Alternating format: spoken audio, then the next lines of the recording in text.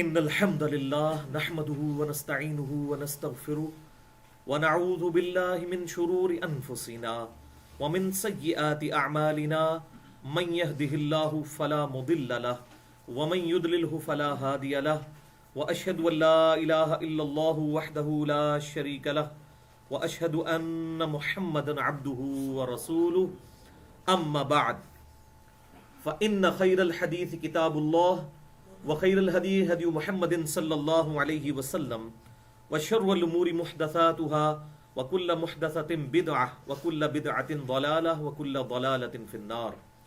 أعوذ بالله السميع العليم من الشيطان الرجيم من همزه ونفخه ونفثه. بسم الله الرحمن الرحيم.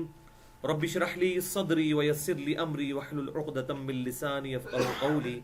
بسم الله الرحمن الرحيم. ان اللہ وملائکتہ یصلون علی النبی یا ایھا الذین آمنوا صلوا علیہ وسلموا تسلیما. اللہم صل علی محمد وعلی آل محمد کما صلیت علی ابراہیم وعلی آل ابراہیم انک حمید مجید. اللہم بارک علی محمد وعلی آل محمد کما بارکت علی ابراہیم وعلی آل ابراہیم انک حمید مجید.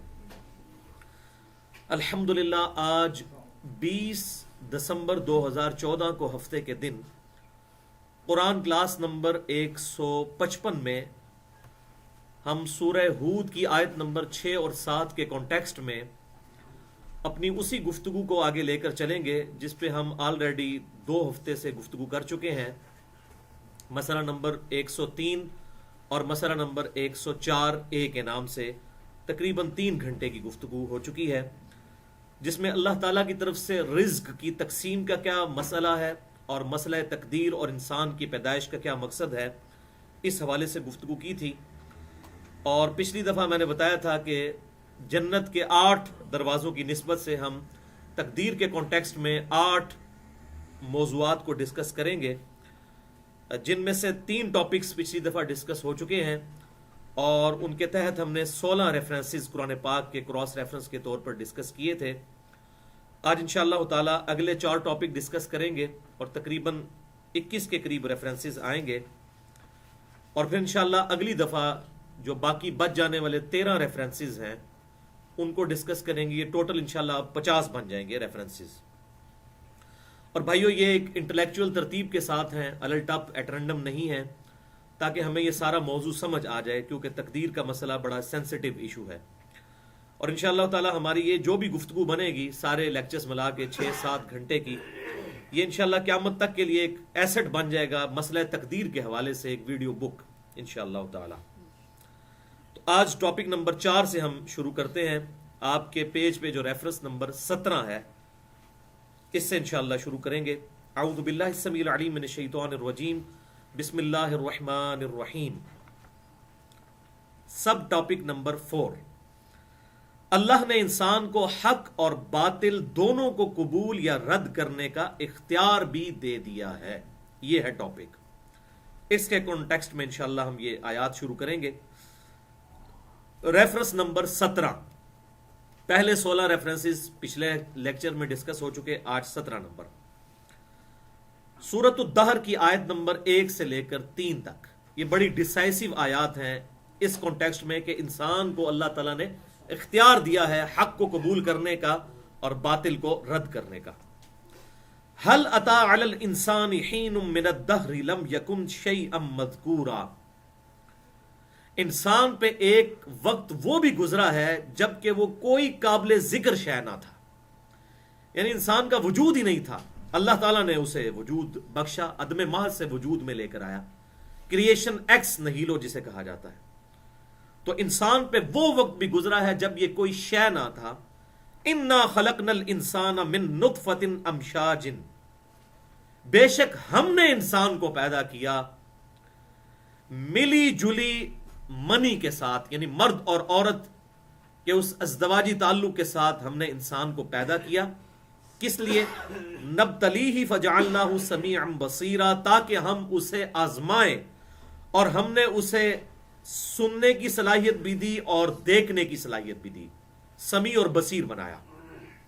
لیکن یہ السمیع اور البصیر نہیں ہے، السمیع اور البصیر اللہ تعالیٰ کے ساتھ خاص، اور یہ ہے سمیع اور بصیر۔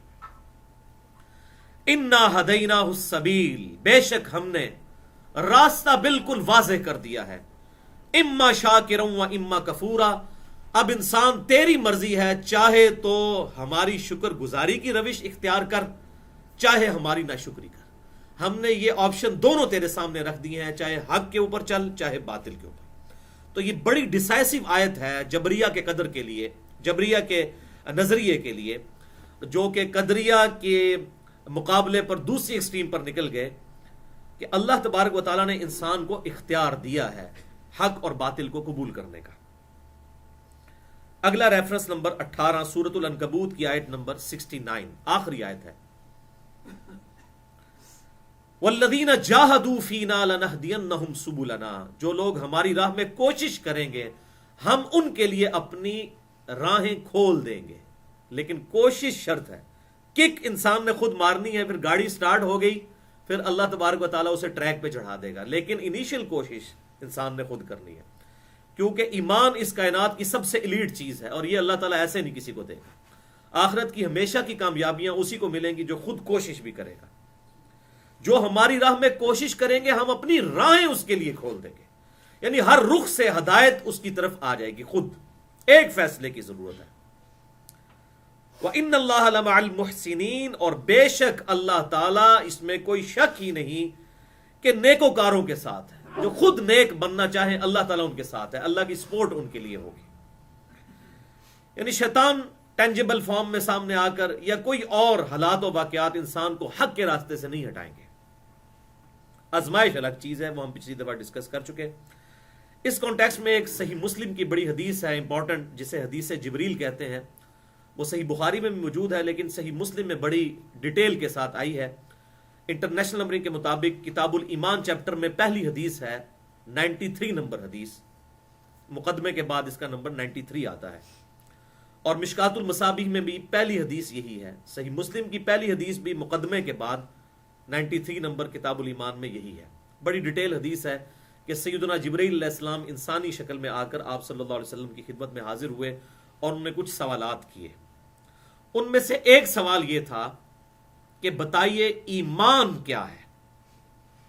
تو آپ صلی اللہ علیہ وسلم نے ارشاد فرمایا، ایمان یہ ہے کہ تم یقین کر لو اللہ کی ذات پر، نمبر 1، نمبر 2 اس کے فرشتوں پر، نمبر 3 اس کی کتابوں پر، نمبر 4 اس کے رسولوں پر، جو ہم وہ کہتے بھی ہیں آمنت باللہ ورسولہ وکتبہ، یہ سارے جو الفاظ بولے جاتے ہیں، ویسے وہ کوئی احادیث میں اس طرح نہیں آئے کہ اس کو کوئی رٹا مارنا ہے، بس یہ عقائد ہیں ہمارے جو ہمیں سکھائے گئے۔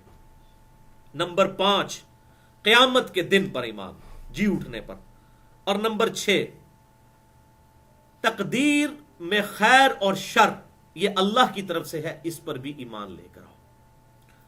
یہ حدیث سیدنا ابن عمر رضی اللہ تعالیٰ عنہ نے اس وقت سنائی، صحیح مسلم میں ہی ساتھ آتا ہے، جب 2 تابعین ان کے پاس حاضر ہوئے حج کے موقع پر، اور انہوں نے کہا کہ ہماری طرف کچھ لوگ ایسے ہیں جو قدریہ ہیں، تقدیر کا انکار کرتے ہیں، اور وہ کہتے ہیں تقدیر کوئی شے نہیں ہے، انسان ہر چیز کا خود اختیار رکھتا ہے۔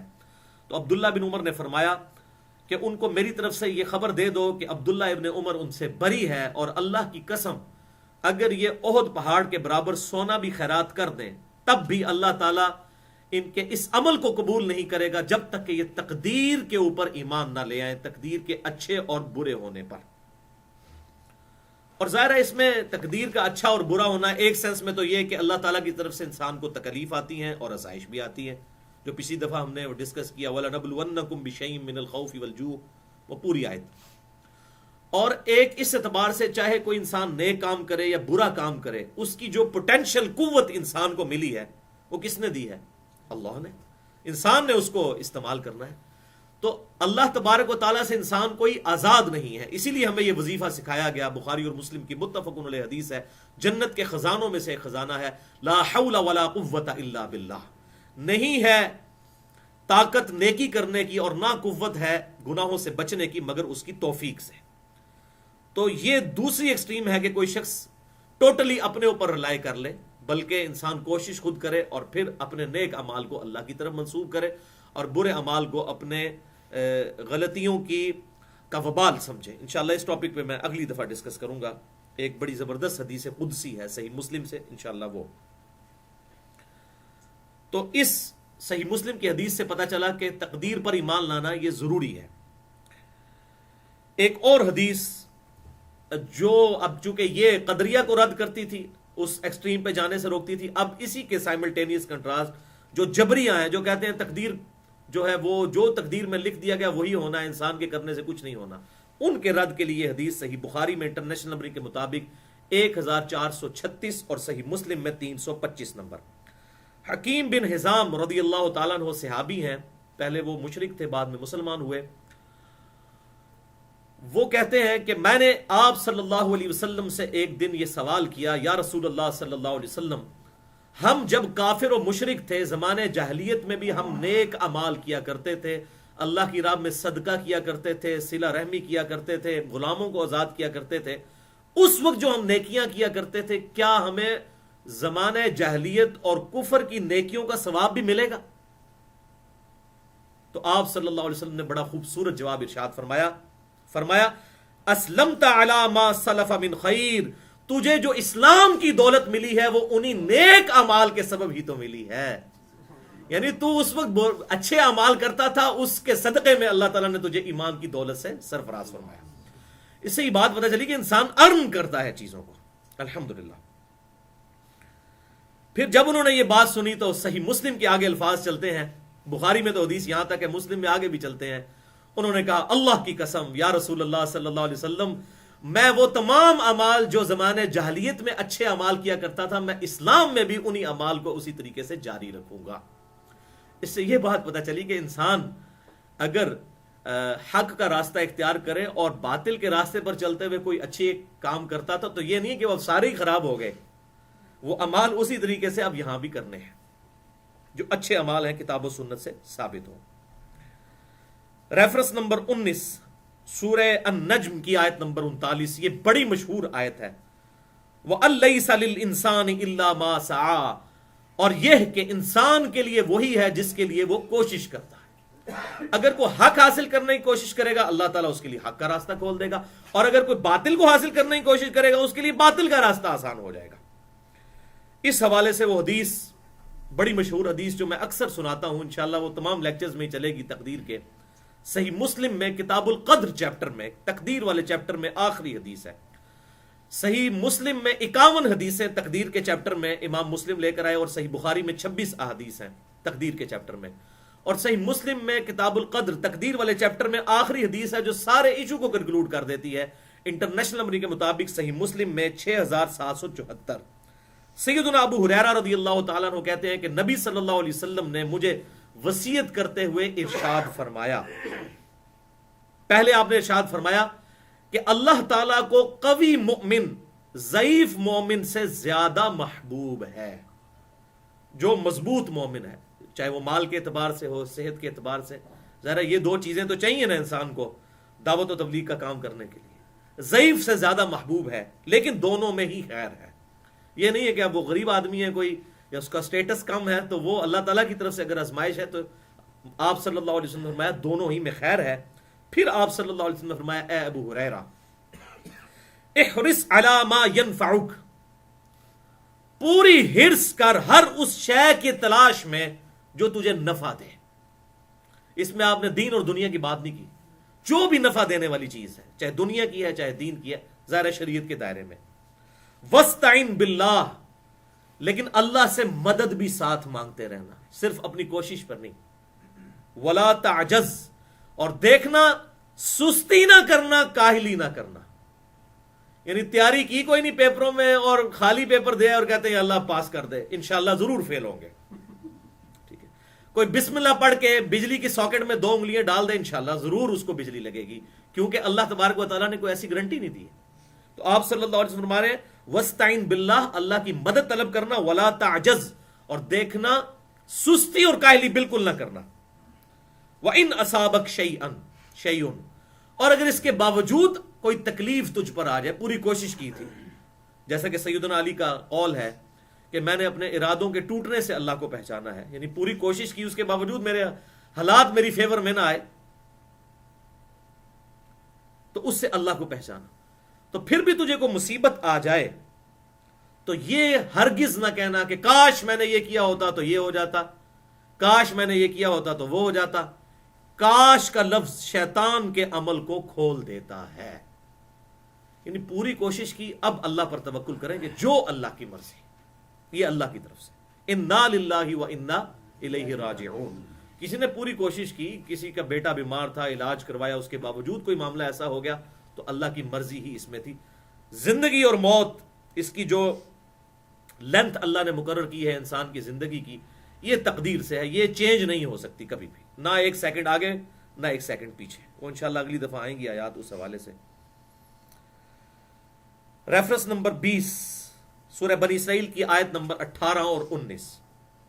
من کانا یرید العاجلہ, جو کوئی طلبگار ہو جلدی کا, دنیا کی زندگی کا, عجلنا لہ فیہا ما نشاء لمن نرید, تو ہم اسے دینے میں بھی جلدی کریں گے, لیکن دیں گے اتنا ہی جتنا ہماری مرضی ہوگی. اگر کوئی صرف دنیا طلب کرتا ہے, ثم جعلنا لہ جہنم, لیکن پھر جہنم اس کا مقدر کر دیں گے جس نے صرف ہم سے دنیا مانگی.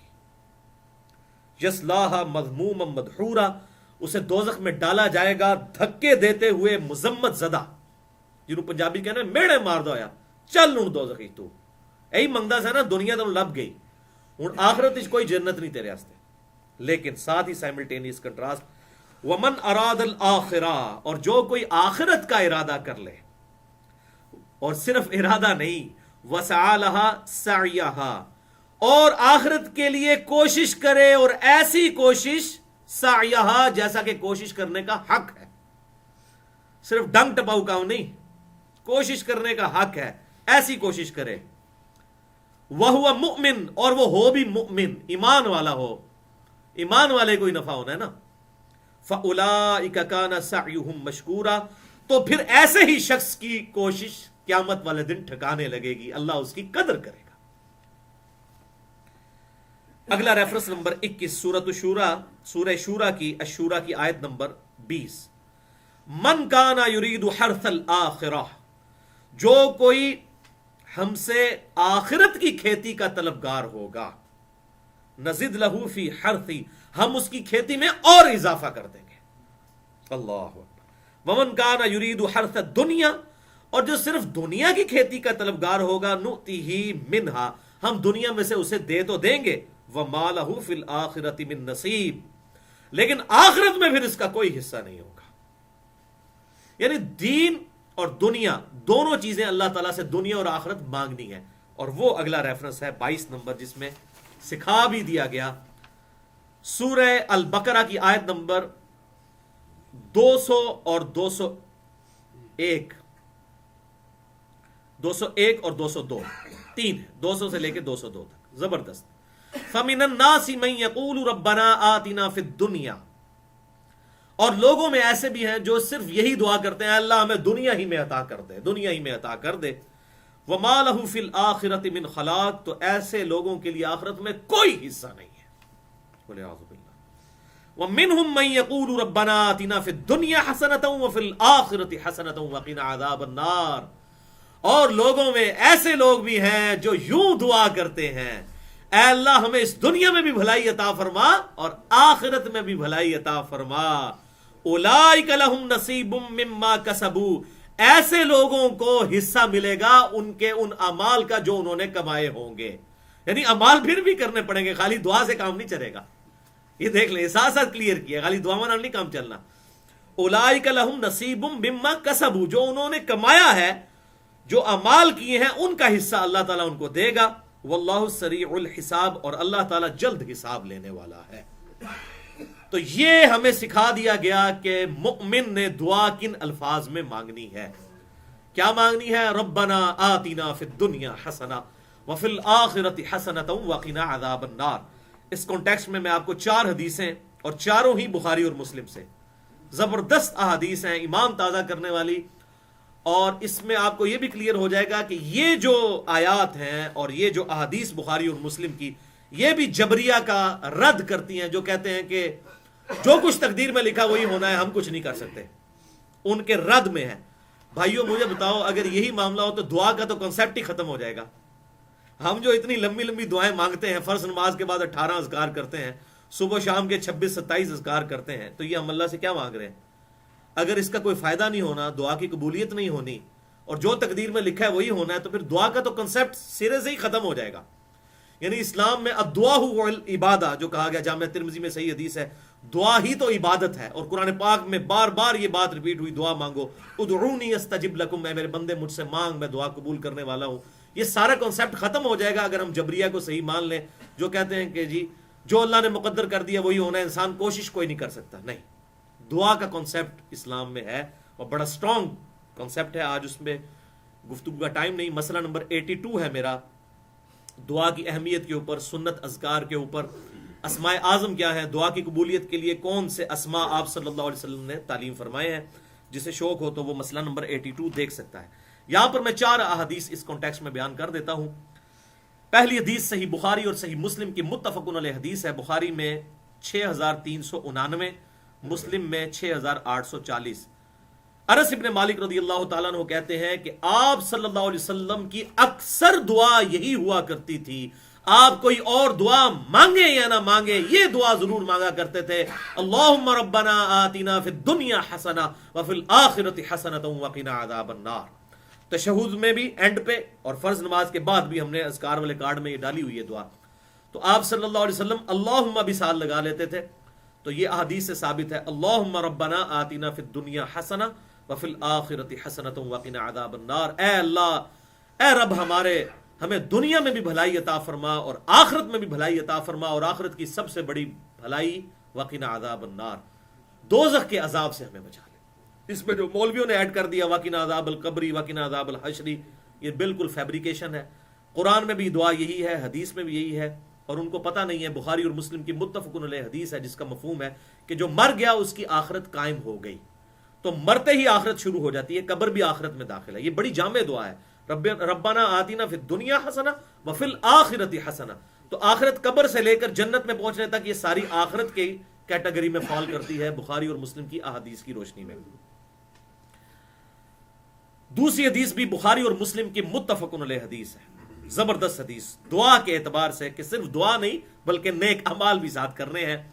بخاری میں 5986، مسلم میں 6524، کہ آپ صلی اللہ علیہ وسلم نے ارشاد فرمایا، جو شخص یہ چاہے کہ اللہ اس کا رزق فراغ کر دے اور اس کی عمر لمبی کر دے. اب اگر یہ تقدیر کے معاملات ہیں تو یہ بات کیوں کی جا رہی ہے؟ اگر رزق مخصوص ہے اور عمر بھی مخصوص ہے، جو چاہے کہ اللہ اس کا رزق فراغ کر دے اور اس کی عمر لمبی کر دے، تو اسے چاہیے کہ وہ صلہ رحمی کرے، یعنی رشتہ داروں کے ساتھ حسن سلوک کرے. اب دیکھ لیں حقوق العباد کی کتنی امپورٹنس ہے. یہاں پہ یہ نہیں آیا کہ نمازیں پڑھے، روزے رکھے، وہ اپنی جگہ. صلہ رحمی کرے تو اللہ تعالیٰ اس کی برکت سے اس کے رزق میں فراخی عطا فرما دے گا اور اس کی عمر بھی لمبی کر دے گا. اس میں پھر محدثین نے بڑا کلام کیا کہ اس سے مراد کیا ہے. وہ کہتے ہیں عین ممکن ہے کہ اللہ تعالیٰ اسی رزق میں برکت ڈال دے اور اسی عمر میں اس کے لیے برکت ڈال دے. بڑی چھوٹی سی عمر میں اللہ اسے بہت بڑا کام لے لے. جیسے امام نووی کی عمر صرف 45 سال ہوئی ہے، لیکن انہوں نے کام اتنا بڑا کیا ہے کہ 100 سال کی زندگی میں بھی کوئی نہیں کر سکتا. جنہوں نے صحیح مسلم کی شرح لکھی، آج سے تقریباً سمجھ لیں آپ 800-900 سال پہلے کی بات ہے. اور دوسرا یہ ہے کہ یہ اس کی تقدیر میں ہی لکھا ہوا ہو کہ بندہ مجھ سے دعا کرے گا اور اس دعا کی برکت سے میں اس کے ساتھ ایسا معاملہ کر دوں گا. یہ اللہ نے رولز بنا دیے. وہ تو ایک جنرل رول ہے، تقدیر میں نہ بھی لکھا ہو، قرآن میں تو لکھا ہے ادعونی استجب لکم، میں میرے بندے مجھ سے مانگ، میں دعا قبول کرنے والا ہوں. وَإِذَا سَأَلَكَ عِبَادِي عَنِّي فَإِنِّي قَرِيبٌ أُجِيبُ الدَّعْوَةَ الدَّاعِ إِذَا دَعَانِ. اے میرے محبوب صلی اللہ علیہ وسلم، جب میرے بندے آپ سے پوچھیں میرے متعلق تو آپ فرمائیں میں بالکل تمہارے قریب ہوں، ہر پکارنے والے کی پکار کو سنتا ہوں. لیکن فَلْيَسْتَجِيبُوا لِي وَلْيُؤْمِنُوا بِي لَعَلَّهُمْ يَرْشُدُونَ. لوگوں کو بھی چاہیے کہ وہ میرا حکم مانے اور مجھ پر ایمان لائیں جیسا کہ ایمان لانے کا حق ہے، پھر وہ کامیاب ہوں گے. ون وے ٹریفک نہیں ہے، دودھ پینے والا مجنو نہیں، اللہ کو رسپانس کرنے والا انسان، اس کو اللہ تعالیٰ ایکسپٹ کرے گا. تیسری حدیث صحیح مسلم کی، زبردست حدیث 6835، اور یہ موسٹ امپریسو احادیث میں سے ایک ہے جو میں نے آج تک پڑھی ہیں. آپ بھی سنیں گے حیران ہو جائیں گے یہ کیسی ڈسکوری ہے. صحیح مسلم میں یہ حدیث ہے کہ آپ صلی اللہ علیہ وسلم کے زمانہ مبارک میں ایک صحابی اتنے بیمار ہوئے کہ وہ پرندے کی طرح کمزور ہو گئے، بالکل ہڈیاں ان کے جسم پہ رہ گئیں، گوشت پوشت تقریباً ختم ہو گیا. تو آپ صلی اللہ علیہ وسلم ان کی عیادت کے لیے آئے. صحیح مسلم 6835. آپ صلی اللہ علیہ وسلم نے جب ان کی حالت دیکھی تو فوراً بھانپ لیا. آپ نے فرمایا تو اللہ سے کیا مانگتا ہے؟ یہ جو تیری حالت ہو چکی ہے، یہ ایکسٹرا آرڈنری جو تیری سچویشن ہے، تو اللہ سے کیا خاص چیز ایسی مانگتا ہے؟ اس نے کہا یا رسول اللہ صلی اللہ علیہ وسلم، میں اللہ سے یہ مانگتا ہوں کہ اے اللہ، جو تو نے مجھے آخرت میں عذاب دینا ہے مجھے دنیا ہی میں دے لے. انا للہ و انا الیہ راجعون. حضور صلی اللہ علیہ وسلم، میں سبحان اللہ، اللہ پاک ہے. اور یہ تو کیسی دعا کر رہا ہے؟ کیا تو طاقت رکھتا ہے اس کے عذاب کو برداشت کرنے کی؟ تیرے میں ہمت ہے؟ اور تجھے تو چاہیے تھا کہ تو دعا کرتا ربنا آتنا فی الدنیا حسنہ وفی الآخرۃ حسنۃ وقنا عذاب النار. اے اللہ مجھے اس دنیا میں بھلائی عطا فرما اور آخرت میں بھی. اللہ کے خزانوں میں کوئی کمی ہے؟ تو پھر اس نے یہ دعا مانگی تو اللہ تعالیٰ نے اسے بالکل صحت یاب کر دیا، اس کی صحت لوٹ آئی. تو یہ بھی دعا کی ایک برکت ہے کہ انسان اپنے اوپر خود تقدیر کو غالب کروا لیتا ہے جب انسان حرکتیں اس طرح کی کرتا ہے. اور اس حدیث کے اندر ان فنیٹکس صوفیاء کا بھی رد ہے جو بالکل دنیا چھوڑ بیٹھتے ہیں اور وہ سمجھتے ہیں آخرت کمانے کے لیے آپ کو دنیا کو 3 طلاقیں دینی پڑیں گی. تو ان کا بھی رد آ گیا. آپ صلی اللہ علیہ وسلم نے کیا تعلیم فرمایا کہ دنیا میں بھی اللہ سے بھلائی مانگو اور آخرت میں بھی. فنیٹکس نہ بنو. زبردست حدیث. اچھا، ایک حدیث ہے جامعہ ترمذی میں انٹرنیشنل نمبرنگ کے مطابق 2139 کہ دعا سے تقدیر بدل جاتی ہے، لیکن یہ حدیث اصول محدثین پر ضعیف ہے. اس ٹاپک پہ کوئی صحیح حدیث موجود نہیں ہے کہ دعا سے تقدیر بدلتی ہے.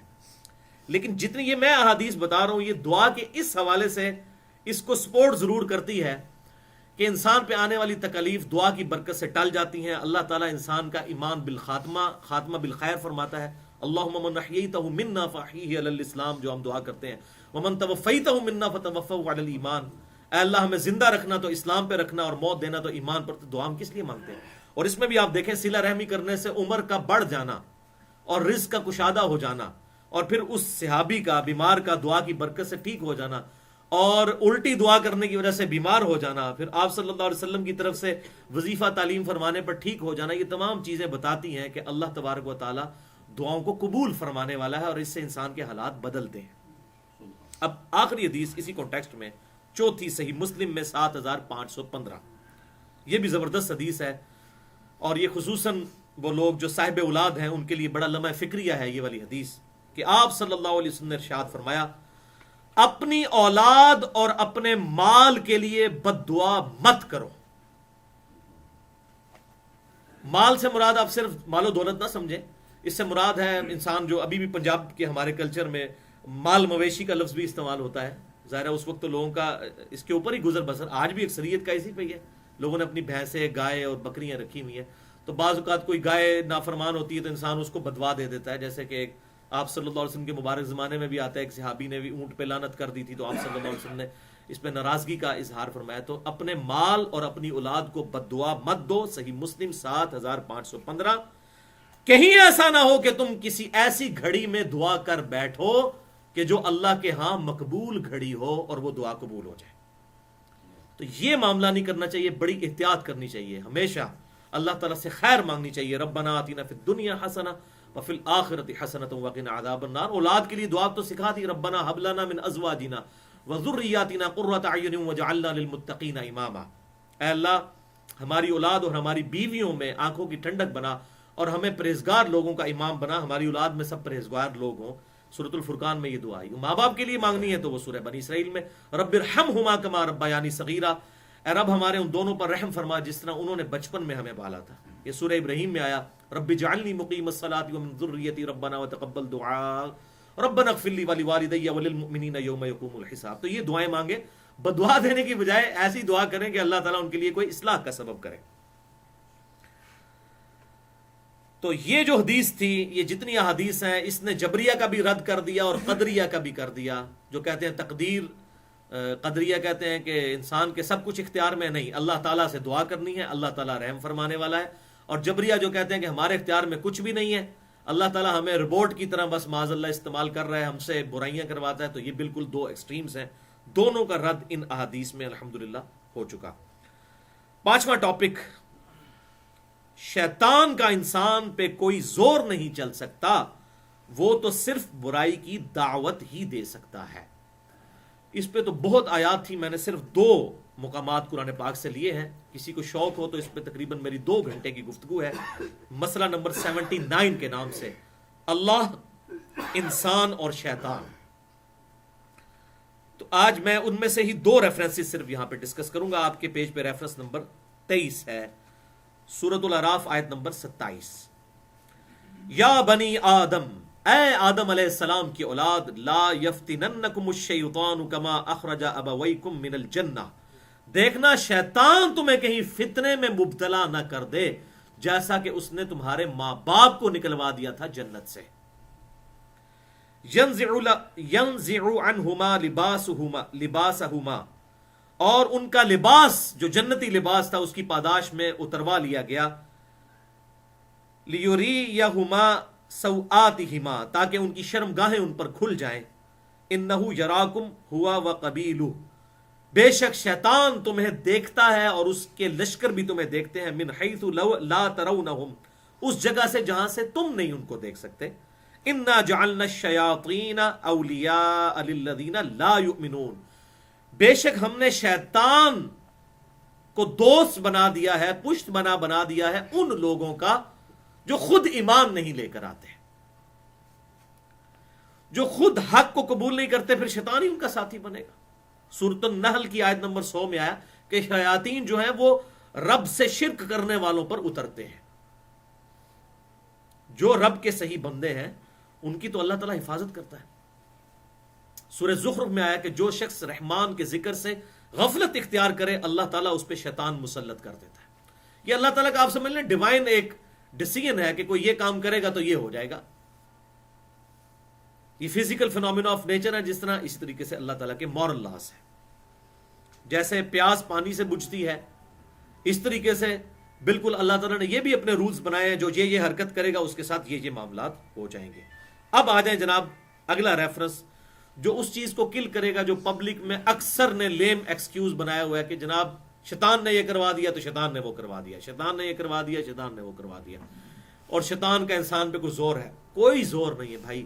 آج تک ہمارے آباء و اجداد میں کبھی یہ بات رپورٹ نہیں ہوئی کہ کوئی شخص مسجد کی طرف جا رہا ہو اور شیطان سامنے آ جائے، آج میں تمہیں مسیت ہی نہیں وڑن دینا۔ کبھی ہوا ایسے؟ کبھی کسی نے سنا ہو کوئی ضعیف روایت، کوئی ضعیف واقعہ، اپنے ماں باپ کے جھوٹے قصے کہانی جو چلتے آ رہے ہیں ان میں کوئی دکھا دیں؟ کبھی ایسا نہیں ہوگا۔ اللہ تعالیٰ نے اسے زور ہی نہیں دیا، اور نہ یہ ہوگا کہ اذان ہو تو آپ کے قدم خود بخود مسجد کی طرف چل پڑیں، یہ بھی نہیں ہوگا۔ اور یہ بھی نہیں ہوگا کہ آپ مسجد کی طرف نہ جائیں تو آپ کے ہاتھ پاؤں شل ہو جائیں، نہیں، کھلی چھٹی ہے، جو مرضی کریں۔ شیطان ٹینجیبل زور نہیں، صرف دعوت دیتا ہے، اور شیطان جتنی دعوت دے رہا ہے نا اس سے زیادہ دعوت تو نیکوکار لوگ دے رہے ہیں۔ کتنی اذانوں میں دعوت ہو رہی ہے، اور یہ دعوت بھی اس کی جسٹ بڑی کمزور سی، شیطان کو اللہ تعالیٰ کا اس کی چالیں بڑی کمزور ہوتی ہیں۔ آج گورنمنٹ آف پاکستان یہ اناؤنسمنٹ کرے کہ جو فجر کی نماز تکبیر اولیٰ کے ساتھ مسجد کی پہلی صف میں ادا کرے گا، پہلی صف والے کو 1,00,000 روپیہ فی نماز، دوسری صف والے کو 50,000 اور تیسری صف والے کو 25,000، تو دنیا کے سارے شیطان مل کے نا دنیا کے سب سے بڑے گناہگار شخص کو بھی مسجد میں جانے سے نہیں روک سکتے۔ کیوں؟ دنیا کا نفع نقد اسے نظر آ رہا ہے۔ اس کا مطلب ہے کہ انسان خود یہ ول کرتا، اپنی ول سے ڈیسیژن لیتا ہے نا، اور یہ انسان کے پاس سب سے بڑی قوت ہے۔ اور یہ میں نے جتنی باتیں کر رہا ہوں اس کی سپورٹ ان آیات سے ہوتی ہے۔ سورہ ابراہیم کی آیت نمبر 22 اور 23، قیامت کے دن کا منظر اللہ تعالیٰ نے کھینچا ہے۔ وقال الشیطان لما قضی الامر، اور شیطان کہے گا انسان سے جبکہ فیصلہ ہو چکے گا جنتیوں کا جنت کے لیے، دوزخیوں کا دوزخ کے لیے، ان اللہ وعدکم وعد الحق، دیکھو بے شک اللہ تعالیٰ نے جو تم سے وعدہ کیا تھا اے انسانوں، وہ تو بڑا سچا وعدہ تھا، وہ اس نے پورا بھی کر دیا۔ وَوَعَدْتُكُمْ فَأَخْلَفْتُكُمْ، اور جو میں نے تم سے دنیا میں وعدہ کیا تھا آج میں اس کی مخالفت کرتا ہوں، میں تمہارے کوئی کام نہیں آنے والا. یہ وعدہ کیا کیا تھا؟ کسی گنہگار آدمی سے آج تک کبھی آپ نے دیکھا ہے شیطان سامنے ملا اور کوئی وعدہ کیا ہو میں تمہیں بچا لوں گا قیامت والے دن؟ نہیں. یہ وعدہ کیا ہے؟ جو کچھ بھی ہے تیرے محبوب کی امت سے ہے، اللہ بڑا غفور رحیم ہے. یہ شیطان اس طرح کے جھوٹے وعدے دلواتا ہے. اور یار اللہ تعالیٰ کو تیری نمازیں چاہیے، کوئی فرشتے تھوڑے ہیں. اس قسم کے جو یہ وسوسے شیطان ڈالتا ہے کتاب و سنت کی تعلیمات کے خلاف، یہ اس کے جھوٹے وعدے ہیں. ورنہ کوئی بیوقوف ہے کہ شیطان سامنے آ کے کہے کہ جی میں شیطان ہوں اور میں انشاءاللہ قیامت دن تجھے بچا لوں گا، تو میرا خیال ہے کوئی بیوقوف آدمی بھی اس کی بات نہیں مانے گا. آپ مان سکتے ہیں؟ یہ کیا وعدے؟ وہ انسان کو جو امیدیں دلاتا ہے. یا ایھا الانسان ما غرک بربک الکریم، اے انسان تجھے کس چیز نے اپنے کریم رب سے غفلت میں ڈال دیا ہے. تو انسان اس طرح کے جھوٹے سہارے لے کر، جو سورۃ البقرہ میں آیا تلک امانیہم، یہ ان کی وشفل تھنکنگز ہیں. جس نے بھی برا مال کیا ہم اسے ضرور پکڑیں گے اس حوالے سے. مسئلہ نمبر 18 ہے میرا، گناہ کبیرہ اور توبہ کا بیان. اللہ کی رحمت بہت بڑی، آپ صلی اللہ علیہ وسلم کی شفاعت اپنی جگہ، لیکن اس کے بھی پروٹوکولز ہیں. ایسا نہیں ہے کہ بندہ نافرمانی پر اتر آئے اور اللہ تعالیٰ کا باغی بن جائے اور پھر وہ اللہ سے یہ امید رکھے. ایسا نہیں. ورنہ تو انبیاء کرام علیہ السلام اور اس کتاب کے کیا وعدے جھوٹے ہیں کہ اللہ تعالیٰ فرمانبرداروں کے ساتھ یہ کرے گا، نافرمانوں کے ساتھ یہ.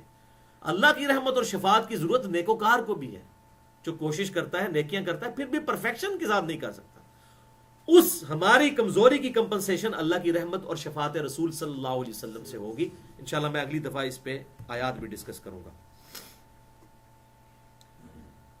تو میں تو اختلاف کرتا ہوں، وما کان لی علیکم من سلطان، اور دیکھ میرے لیے کوئی ایسا اختیار نہیں تھا کہ میں تجھ پر کوئی زور رکھتا، کوئی میرا سلطان نہیں تھا تیرے پر، الا ان دعوتکم، سوائے اس کے کہ میں صرف تجھے دعوت دیتا تھا. اب دیکھیں شیطان خود ادھر کہہ دے گا کہ میں نے کوئی زور نہیں چلایا تیرے اوپر، اور یہاں پہ پتہ ہے کہ شیطان کا کوئی زور نہیں ہے، فزیکلی تو کوئی زور نہیں ہے اس کا.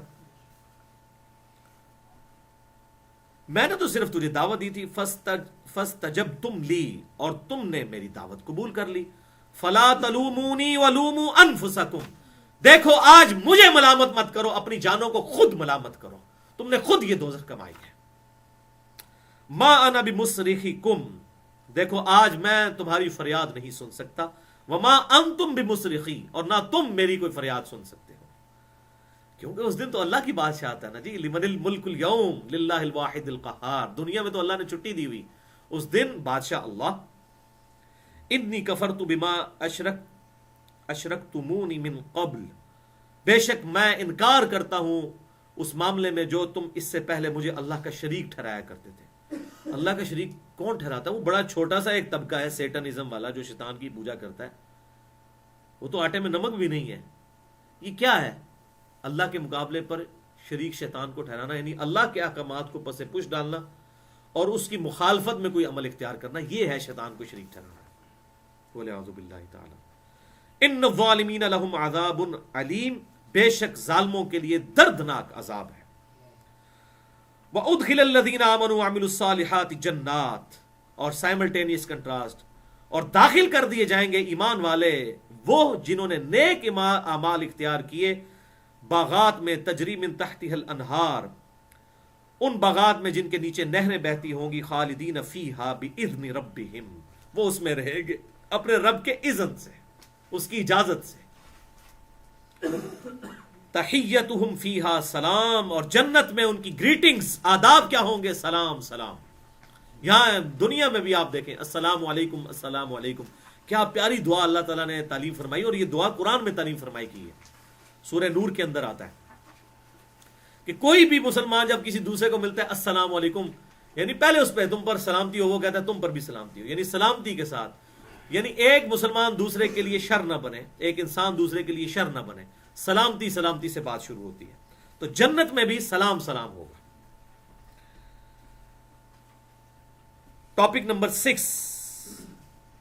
ہاں جی، اب کڑوی باتیں شروع ہونے لگی ہیں. انسان خود ہی حق اور باطل کو اختیار کر کے اللہ کی رحمت یا عذاب کا مستحق ہوتا ہے. خود اللہ تعالیٰ نے کسی کو اس طرح کرتا. ریفرنس نمبر 25 سورۃ الاعلیٰ کی آیت نمبر 9 تا 13. فذکر ان نفعت الذکریٰ، اے محبوب صلی اللہ علیہ وسلم آپ لوگوں کو نصیحت کیجئے، بے شک نصیحت کرنا فائدہ دیتا ہے. فائدہ دیتا ہے، اگر نہ دیتا ہو تو نصیحت کا فائدہ کیا؟ نصیحت کرنا فائدہ دیتا ہے. اس میں بھی جبریہ کا رد آیا جو کہتے ہیں نہیں نہیں، جو ہونا تھا وہ تو ہو کے رہنا ہے. نہیں، نصیحت کرنا اے محبوب صلی اللہ علیہ وسلم فائدہ دیتا ہے، لیکن سیذکر من یخشی، آپ اس کو نصیحت کیجئے جو واقعی ڈرتا ہے. اس کو آپ مثال سے سمجھ لیں کہ جو شخص سویا ہوا ہے نا، اس کو تو آپ جگا سکتے ہیں کیونکہ وہ سویا ہوا ہے، اور جو شخص جان بوجھ کر آنکھیں بند کر کے لیٹا ہوا ہے، مکرا بنا ہوا ہے جسے ہم پنجابی میں کہتے ہیں، اس کو اٹھا سکتا ہے. تو اللہ تعالیٰ فرمایا جو مکرے ہیں نا، ان کو تو نصیحت فائدہ نہیں دے گی، لیکن جو بیچارے سوئے ہوئے غافل ہیں آپ ان کو نصیحت کریں، فائدہ دے گا. سیذکر من یخشی، جو ڈرے. کیا ڈرے؟ کہ مجھے میری مرضی کے بغیر کسی نے پیدا کیا ہے اور میرے ساتھ کچھ بھی کر سکتا ہے. ھدی للمتقین، یہ کتاب ہدایت ہے ان کے لیے جو واقعی ڈر جائیں. یہ متقی سے مراد کہ وہ داڑھی پکڑی نمازی نہیں، اگر اس کے لیے ہدایت ہے تو عام آدمی بیچارہ کدھر جائے گا. ھدی للمتقین کا ترجمہ ہی لوگوں نے غلط کیا ہوا ہے. ڈر جانے والوں کے لیے ہدایت ہے، جو ڈر جائیں کہ ہماری یہ شخصیت کسی کے بنانے سے بنی ہے، ہم خود نہیں بنے، ہمیں کسی نے بنایا ہماری مرضی کے بغیر، وہ ہمارے ساتھ کچھ بھی کر سکتا ہے. تو اس کے لیے ہدایت. وَيَتَجَنَّبُهَا الْأَشْقَى، اور اے محبوب صلی اللہ علیہ وسلم اس کو تو چھوڑ دیں جو شقی ہے، بدبخت، جو حق قبول نہیں کرنا چاہتا. اور وہ پچھلی دفعہ آ چکا کہ وہ بدبخت کون ہے. سورہ طٰہٰ کی آیت نمبر 123 میں نے بتائی تھی. فَمَنِ اتَّبَعَ هُدَايَ فَلَا يَضِلُّ وَلَا يَشْقَى، جو کوئی ہدایت کی کتاب کی پیروی کرے گا نہ گمراہ ہوگا نہ بدبخت ہوگا. جو خود ہی کتاب کو چھوڑ دے گا وہ بدبخت ہو جائے گا. بدبخت سے مراد یہ نہیں کہ نصیبوں میں لکھا گیا، نہ نہ نہ نہ، خود اپنے لیے بدبختی کمائے. الذی یصلی النار الکبریٰ، ایسے کو تو ہم پیش کریں گے اس بڑی آگ پہ. ثم لا یموت فیہا ولا یحییٰ، پھر نہ وہاں پر اسے موت آئے گی اور نہ ہی وہ زندہ ہوگا، نہ زندوں میں نہ مردوں میں. اور پھر قرآن پاک میں آتا ہے کہ وہ کہے گا کہ کاش موت میرا فیصلہ تمام کر دیتی. تو اللہ تعالیٰ فرمائے گا آج ایک موت نہیں ہزاروں موتیں مانگو، موت نہیں آئے گی. اور یہ کتنی تکلیف ہے کہ انسان پہ تکلیف بھی ہو اور موت نہ آئے. ثم لا یموت فیہا ولا یحییٰ، نہ وہاں پر زندہ ہوگا اور نہ وہ مردہ، نہ زندوں میں نہ مردوں. اللہ اکبر. اس حوالے سے میری یہ گفتگو ہے مسئلہ نمبر 64، انسان کی ہدایت کے 5 بنیادی سٹیپس. ہر انسان اللہ تک پہنچ سکتا ہے خود. ریفرنس نمبر 26 سورہ قاف کی آیت نمبر 45، آخری آیت سورہ قاف کی. نحن اعلم بما یقولون، اے محبوب صلی اللہ علیہ وسلم یہ جو کافر آپ کو باتیں کرتے ہیں، حق قبول نہیں کرتے اور الٹا آپ صلی اللہ علیہ وسلم کے ساتھ مس بہیو کرتے ہیں، ہمارے علم میں ہے. وما انت علیہم بجبار، اے محبوب صلی اللہ علیہ وسلم ہم نے آپ کو جبر کرنے والا تو ان پر نہیں بنایا کہ آپ زبردستی نے ہدایت دیں گے. فذکر بالقرآن من یخاف وعید، آپ کا کام یہ ہے کہ آپ اس کتاب کے ذریعے لوگوں کو نصیحت کرتے رہیں، ان لوگوں کو جو واقعی اللہ کی دھمکی سے ڈرے. جو واقعی بیچارہ سویا ہوا ہے اس کو تو فائدہ ہوگا، اور جو مکرا ہے اس کے لیے، ابو جہل کے لیے کوئی فائدہ نہیں. ابو الحکم تھا زمانے جاہلیت میں لیکن ابو جہل ہوا. اور کہاں بلال ابشی. صحیح بخاری میں حدیث ہے، سیدنا عمر کہا کرتے تھے ابو بکر ہمارے سید ہیں جنہوں نے ہمارے سید سیدنا بلال کو آزاد کروایا. حضرت عمر بھی ان کو سیدنا بلال کہتے تھے. اللہ اکبر. ریفرنس نمبر 27 الزمر آیت نمبر 7، زبردست آیت. یہ میں نے پچھلی دفعہ بھی کراس ریفرنس کے طور پر ڈسکس کی تھی. ان تکفروا فإن اللہ غنی عنکم، لوگوں اگر اللہ کی ناشکری کرو گے، اس کا انکار کرو گے تو یاد رکھو اللہ تعالیٰ بے پرواہ ہے، اسے کوئی فرق نہیں پڑنے والا. اب بے پرواہ سے کوئی یہ نہ سمجھ لے کہ جو مرضی کرتے رہو، خیر ہے، نہیں. ولا یرضی لعبادہ الکفر، لیکن یہ یاد رکھنا اللہ تعالیٰ اپنے بندوں سے انکار کو کبھی پسند نہیں کرتا، وہ تو چاہتا ہے کہ میرے فرما بردار بنو. وَإِن تَشْكُرُوا يَرْضَهُ لَكُمْ، اور اگر تم شکر گزاری کی روش اختیار کرو گے تو یہ اللہ پسند کرتا ہے، ناشکری پسند نہیں کرتا.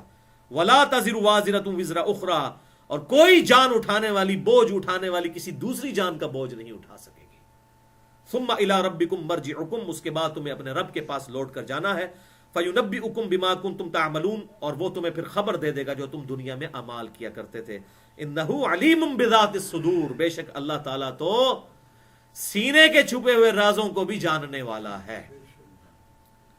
سورۃ النساء کی آیت نمبر 147، کراس ریفرنس نمبر 28. ما یفعل اللہ بعذابکم، اے لوگو اللہ تمہیں عذاب دے کر کیا لے گا؟ کیا درد ہے اس میں. ان شکرتم، اگر تم شکر گزاری کی روش اختیار کرو، وآمنتم، اور تم ایمان لے آؤ جیسا کہ ایمان لانے کا حق ہے. وکان اللہ شاکرا علیما، اور اللہ تعالیٰ تو قدردان ہے، صلہ دینے والا ہے، علم والا ہے. اللہ معاذ اللہ کوئی فنیٹک نہیں کہ کسی کو عذاب دے کے اسے خوشی محسوس ہوتی ہے. اللہ کیا کرے گا تمہیں عذاب دے کر؟ ما یفعل اللہ بعذابکم ان شکرتم وآمنتم، اگر تم شکر گزاری کی روش اختیار کرو اور ایمان لے آؤ جیسا کہ ایمان لانے کا حق ہے. اب یہ شکر گزاری کیا ہے؟ ہر عضو کا الگ شکر ہے. ہاتھ کا شکر یہ ہے کہ ہاتھ سے حرام کام کی طرف ہاتھ نہ بڑھے. آنکھ کا شکر یہ ہے کہ آنکھ حرام کی طرف نہ بڑھے. زبان کا شکر یہ ہے زبان سے حرام کام نہ ہو. پاؤں کا شکر یہ ہے کہ پاؤں سے حرام کام نہ ہو. دل کا شکر یہ ہے کہ حرام کا خیال دل میں نہ آئے. ہر عضو کا شکر یہ ہے کہ اللہ کی نافرمانی سے بچایا جائے اور اس کی فرما برداری میں لگایا جائے، اس کے تابع فرمان بن جایا جائے. تو اس سے یہ بات بھی پتہ چلی ان دونوں آیات سے، جو میں نے پچھلی دفعہ بھی ایک جملہ ریپیٹ کیا تھا بار بار، کہ دنیا میں جتنے کام ہیں، جو مخلوقات اللہ تعالیٰ نے اختیار والی بنائی ہیں، یہ جو بھی کام کرتے ہیں یہ اللہ کی اجازت سے تو ہو رہے ہیں، لیکن اس کی مرضی سے نہیں.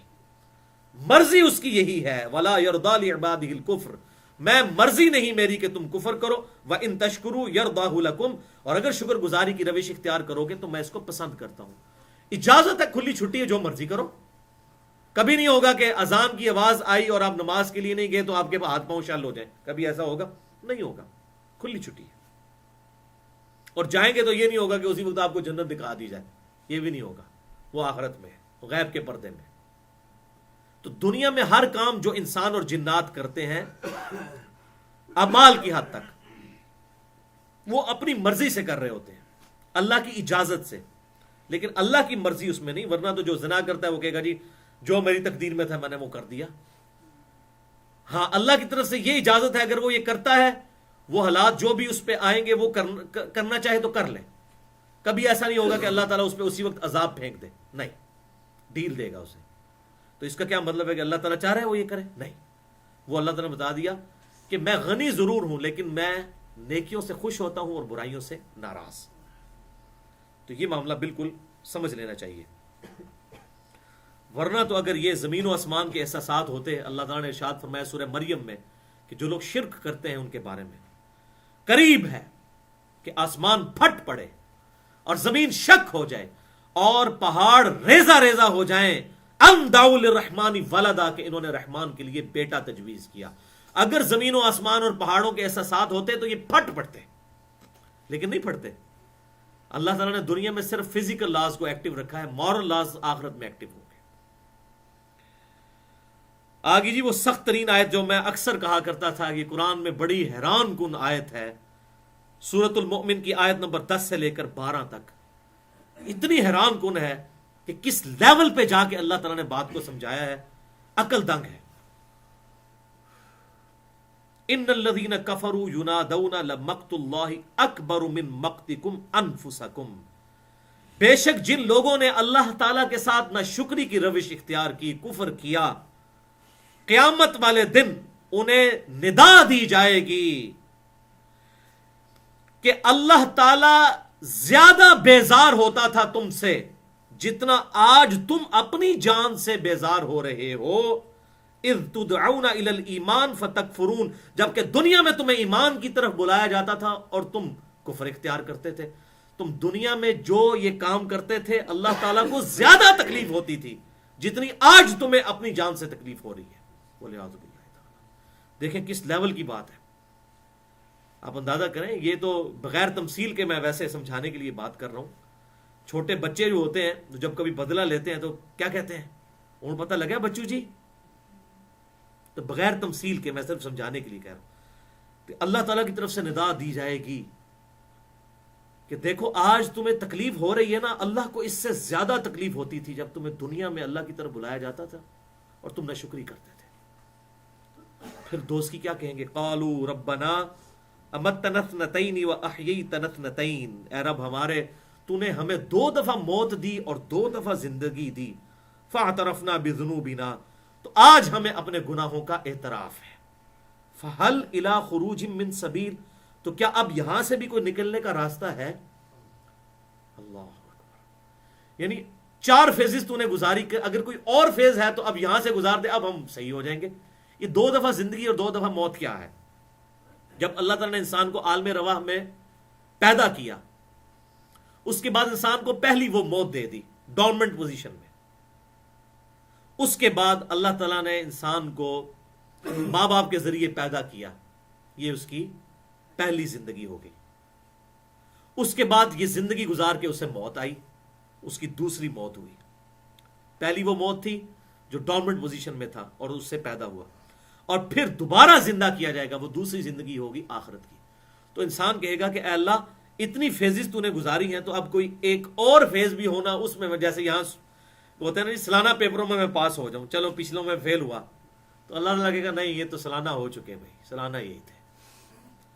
اور وجہ بھی بتا دی، ذالکم بانہ اذا دعی اللہ، یہ اس لیے کہ جب تمہیں اللہ کی طرف بلایا جاتا تھا وحدہ، اکیلے اللہ کی طرف، کفرتم، تم کفر کرتے تھے، وَإِن يُشْرَكْ بِهِ تُؤْمِنُوا، اور جب اللہ کے ساتھ اور ہستیوں کو شامل کیا جاتا تھا پھر کہتے تھے ہاں یہ ہمیں ایمان قبول ہے۔ بھائی شرک is the most sensitive issue in the sight of Allah. وہی اکثر ہوتا ہے، ہم بھی توحید کی بات کہیں کر رہے ہو، کہتے ہیں جی کوئی بزرگاں کا بھی ذکر کرو نا، اور یہاں تک ہمارے بھائی درس دے رہے تو اس کو وہاں پہ ایک بندے نے کہا جی تسی اللہ نو ہی توندے رہندے ہو ہر ٹائم، کوئی بزرگاں کا بھی ذکر کرو، بھلے اعوذ باللہ تعالی۔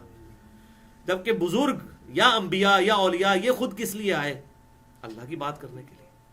یعنی اللہ کی بات سے چڑ جانا یہ ہے سب سے بڑا جرم، جو اللہ تعالیٰ نے کہا کہ جب اکیلے اللہ کی طرف بلایا جاتا تھا تو تم انکار کرتے تھے، اور جب اور ہستیوں کو شریک کیا جاتا تھا تو تم ایمان لے آتے۔ ایک اور جگہ پہ آتا ہے، اللہ تعالیٰ فرماتا ہے کہ جب اکیلے اللہ کا ذکر کیا جاتا ہے ان کے دل جو ہیں وہ بھیچنے لگتے ہیں، اور جب اور ہستیوں کو شامل کیا جاتا ہے بڑے خوش ہو جاتے ہیں۔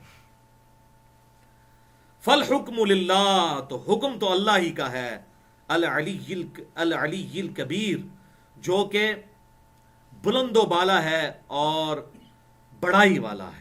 یہ العلی اللہ کا نام ہے، سیدنا علی کا نام ہے علی، اونچا۔ العلی الف لام دی علی ہوگا تو یہ خاص ہو جائے گا، یہ اللہ کا نام علی، العلی۔ سورۃ الفرقان آیت نمبر 27 سے لے کر 30 تک، یہ بھی زبردست آیات، ریفرنس نمبر 30۔ وَيَوْمَ يَعُضُّ الظَّالِمُ، اب یہ ہے کہ انسان خود قیامت والے دن مان لے گا کہ میں نے یہ جرم کیا، یہ میں نے گمراہی خود خریدی تھی۔ عَلَى يَدَيْهِ، اس دن ظالم شخص اپنا ہاتھ کاٹے گا اپنے منہ سے پریشانی کے حالوں میں۔ یقول یا لیتنی اتخذت مع الرسول سبیلا، کہے گا اے کاش میں نے دنیا میں رسول اللہ کا راستہ اختیار کیا ہوتا۔ اللہ اکبر۔ یہاں ہم کہتے ہیں اور نبی صلی اللہ علیہ وسلم کو اپنا امام مانو، وہ کہتے ہیں جی ہمارے بزرگ ہیں، کاش میں نے رسول کا راستہ اختیار کیا ہوتا۔ یا ویلتا لیتنی لم اتخذ فلانا خلیلا، وہ کہے گا ہائے افسوس، کاش میں نے دنیا میں فلاں شخص کو اپنا دوست نہ بنایا ہوتا، دوست نے مجھے مروا دیا۔ وہ کیا دوست؟ یہ دوست مذہبی دوستی ہے جو اس کو نبی صلی اللہ علیہ وسلم سے توڑ کے بزرگوں کے راستے پہ چلا رہا ہے۔ یہ آگے دیکھ بھی دے لقد اضلنی عن الذکر بعد اذ جاءنی، بے شک میرے دوست نے مجھے گمراہ کر دیا جبکہ الذکر یعنی قرآن، انا نحن نزلنا الذکر وانا له لحافظون، اس الذکر یاد دہانی کو ہم نے نازل کیا، ہم ہی اس کی حفاظت کرنے والے ہیں۔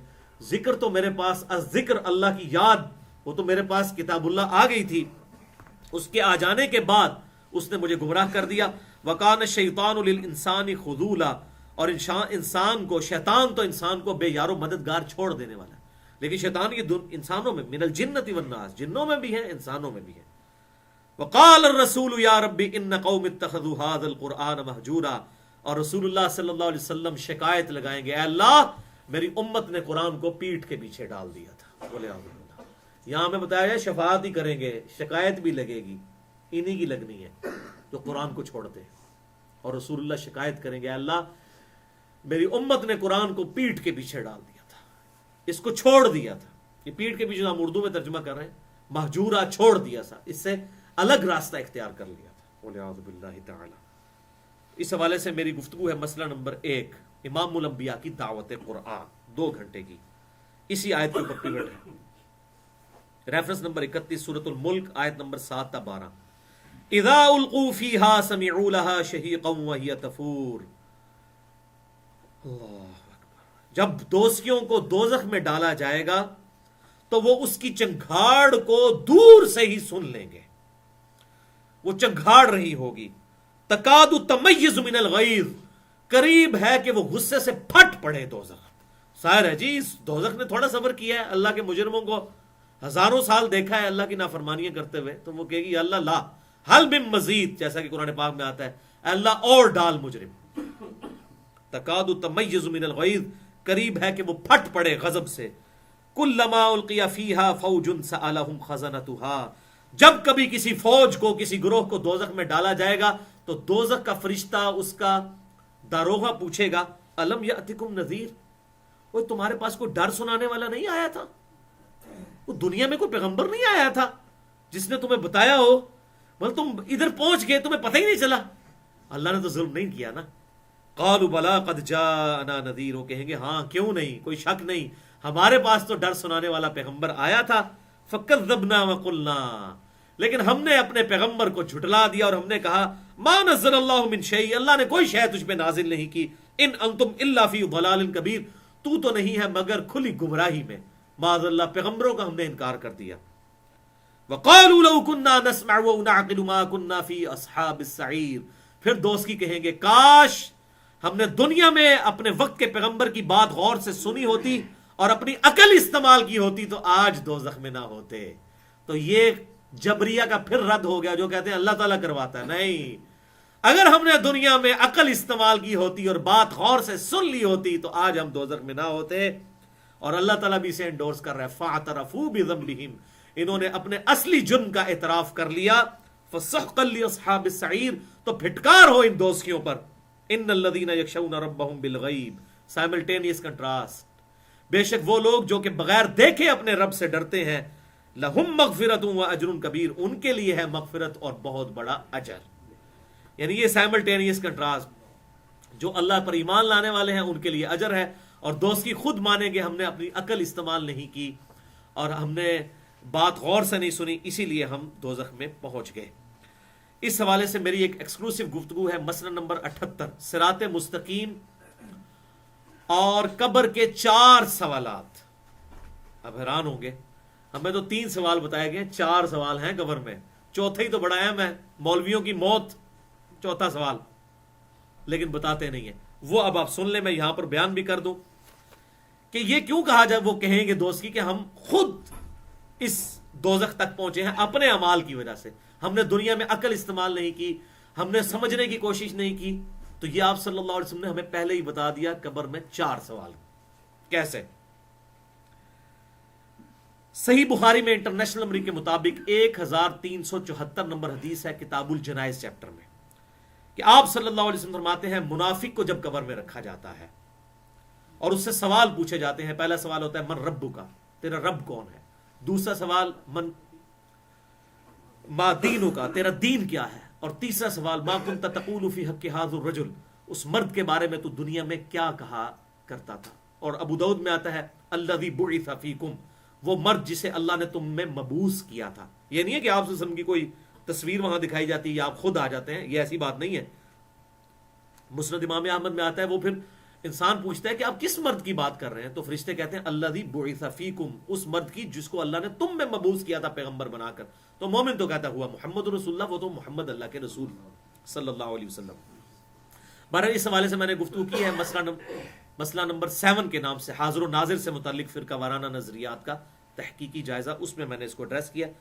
بہرحال صحیح بخاری 1374، جب یہ 3 سوال ہو جاتے ہیں اور منافق ہر سوال کے جواب میں کہتا ہے ہائی ہاتا لا ادری، ہائے افسوس ہائے افسوس، مجھے تو کچھ پتا نہیں، مجھے تو کچھ پتا نہیں. اور پھر وہ کہتا ہے میں تو وہی کہتا تھا جو لوگ کہتے تھے، سنا کے سنی، پڑھ پڑھا کے سنی نہیں. یہ سن سنا کے سن. ہم کہتے ہیں پڑھ پڑھا کے سنی بنو. ہم بھی سنی المنہج ہیں الحمدللہ ایز فار ایز منہج از کنسرن, ادروائز ہم مسلم ہیں الحمدللہ. تو سن نہ ہو جاؤ. میں وہی کہتا تھا جو لوگ کہتے ہیں, یہ اکثر لوگ یہی کہتے ہیں, وہ ساڈے بزرگ تین جی کرتے آئے ہیں, وہ ایک نئی گل آ گئی ہے. حالانکہ بزرگ بھی جاہل سن, آپ بھی جاہل. نہ آپ قرآن حدیث پڑھا نہ بزرگوں نے پڑھا. اور کانفیڈنس لیول دیکھیں, جو جتنا بڑا بے وقوف ہے اتنا ہی اس میں اعتماد ہے. جی اسی تو نہیں سنیا, جس نے پتہ نہیں بہت بڑا لامہ ہے, جس نے پوری زندگی کو دین تے گزاری ہے, جی اسی تو نہیں سنیا. اتنا بڑا جاہل. یہ تو دیکھیں نا, ایک بندہ کی فیلڈ ہی نہیں رہی کبھی, وہ کہتا جی اسی تو نہیں سنیا. تسی کی تو سننا سی, تسی کدے کوشش ہی نہیں کی اس کے لیے. تو اب یہ وہ دیکھ لیں. تو وہ کہے گا میں جو لوگ کہتے تھے میں وہی کہا کرتا تھا سن سنا کے. اب فرشتے چوتھا سوال اس سے کریں گے. مولوی کی موت, انڈیا پاکستان بنگلہ دیش کے مولوی کی موت. فرشتے کہیں گے تو نے خود حق سمجھنے کی کوشش کیوں نہیں کی. مولوی تو کہتا ہے قرآن حدیث ڈائریکٹ نہ پڑھو گمراہ ہو جاؤ گے. اور قبر میں یہ ہر بندے سے کہا جائے گا تو نے خود کوشش کیوں نہیں کی حق حاصل کرنے کی. جبریہ کا بھی رد ہو گیا, مولویوں کا بھی رد ہو گیا. پھر حدیث کے الفاظ ہیں کہ اسے ایک ہتھوڑا مارا جائے گا. اور ابو داؤد میں آگے حدیث چلتی ہے, وہ ہتھوڑا اس کو پہلی جب مہمان نوازی اس کے سر میں ہتھوڑا مارا جائے گا, اور زمین پہ مٹی کی طرح وہ برابر ہو جائے گا. اور اس کی چیخوں پکار کی آواز زمین و آسمان کی ہر مخلوق سنے گی سوائے جنوں اور انسانوں کے. صحیح بخاری کے الفاظ ہیں 1374. اس لیے کہ جنوں اور انسان کے لیے غیب کا پردہ ہے. ان کو دکھا دیا جائے تو یقین کریں بندے سیدھے ہو جائیں. صحیح مسلم میں حدیث ہے, میں نے اللہ سے دعا کی کہ عذاب قبر تمہیں سنوا دیتا, لیکن مجھے یہ خطرہ ہوا اگر تمہیں سنوا دیا گیا تم اپنے مردے دفنانا ہی چھوڑ دو گے. وہ ہوتا اتنے بڑے حضرت صاحب آپ دفنا کے آتے, اور ابھی آپ دروازے پہ بھی نہ قبرستان کے پہنچے دھڑال کی آواز آتی تو سارا پول کھل جاتا. ایک تو پردہ بھی اللہ نے رکھ لیا, اور دوسرا یہ ہے کہ آزمائش میں ڈال دیا, ورنہ یہ دھڑال ہونی تھی. ساری بزرگیاں کھل جاتی. جب بھی کسی بزرگ کا اناؤنسمنٹ ہوتی ہے تو کہتے ہیں مرنے کا انتظار کرو, دھڑال سنا گے, پھر پتہ لگا بزرگ ہے کہ نہیں. یہ ہوتا ولیعوذ باللہ تعالی. اچھا, اب سائملٹینیس کنٹراسٹ آ گیا. یہ تو تھا منافق. اور مومن کے لیے کیا ہوگا, وہ سنن نبی داؤد میں 4753 نمبر حدیث انٹرنیشنل نمبرنگ کے مطابق, اور مشکات میں 131 نمبر ہے.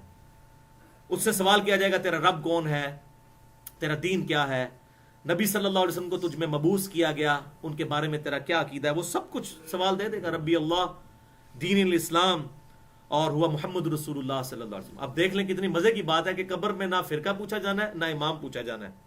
نبی صلی اللہ علیہ وسلم امام ہے. ورنہ تو سوال ہونا چاہیے تھا تیرا فرقہ کون سا ہے, بریلوی, دیوبندی, اہل حدیث, شیعہ, تیرے بزرگ کون نے, امام ابو حنیفہ, امام مالک, امام شافعی, امام احمد بن حنبل رحمہ اللہ اجمعین. نہیں, نبی صلی اللہ علیہ وسلم کے بارے میں سوال ہے.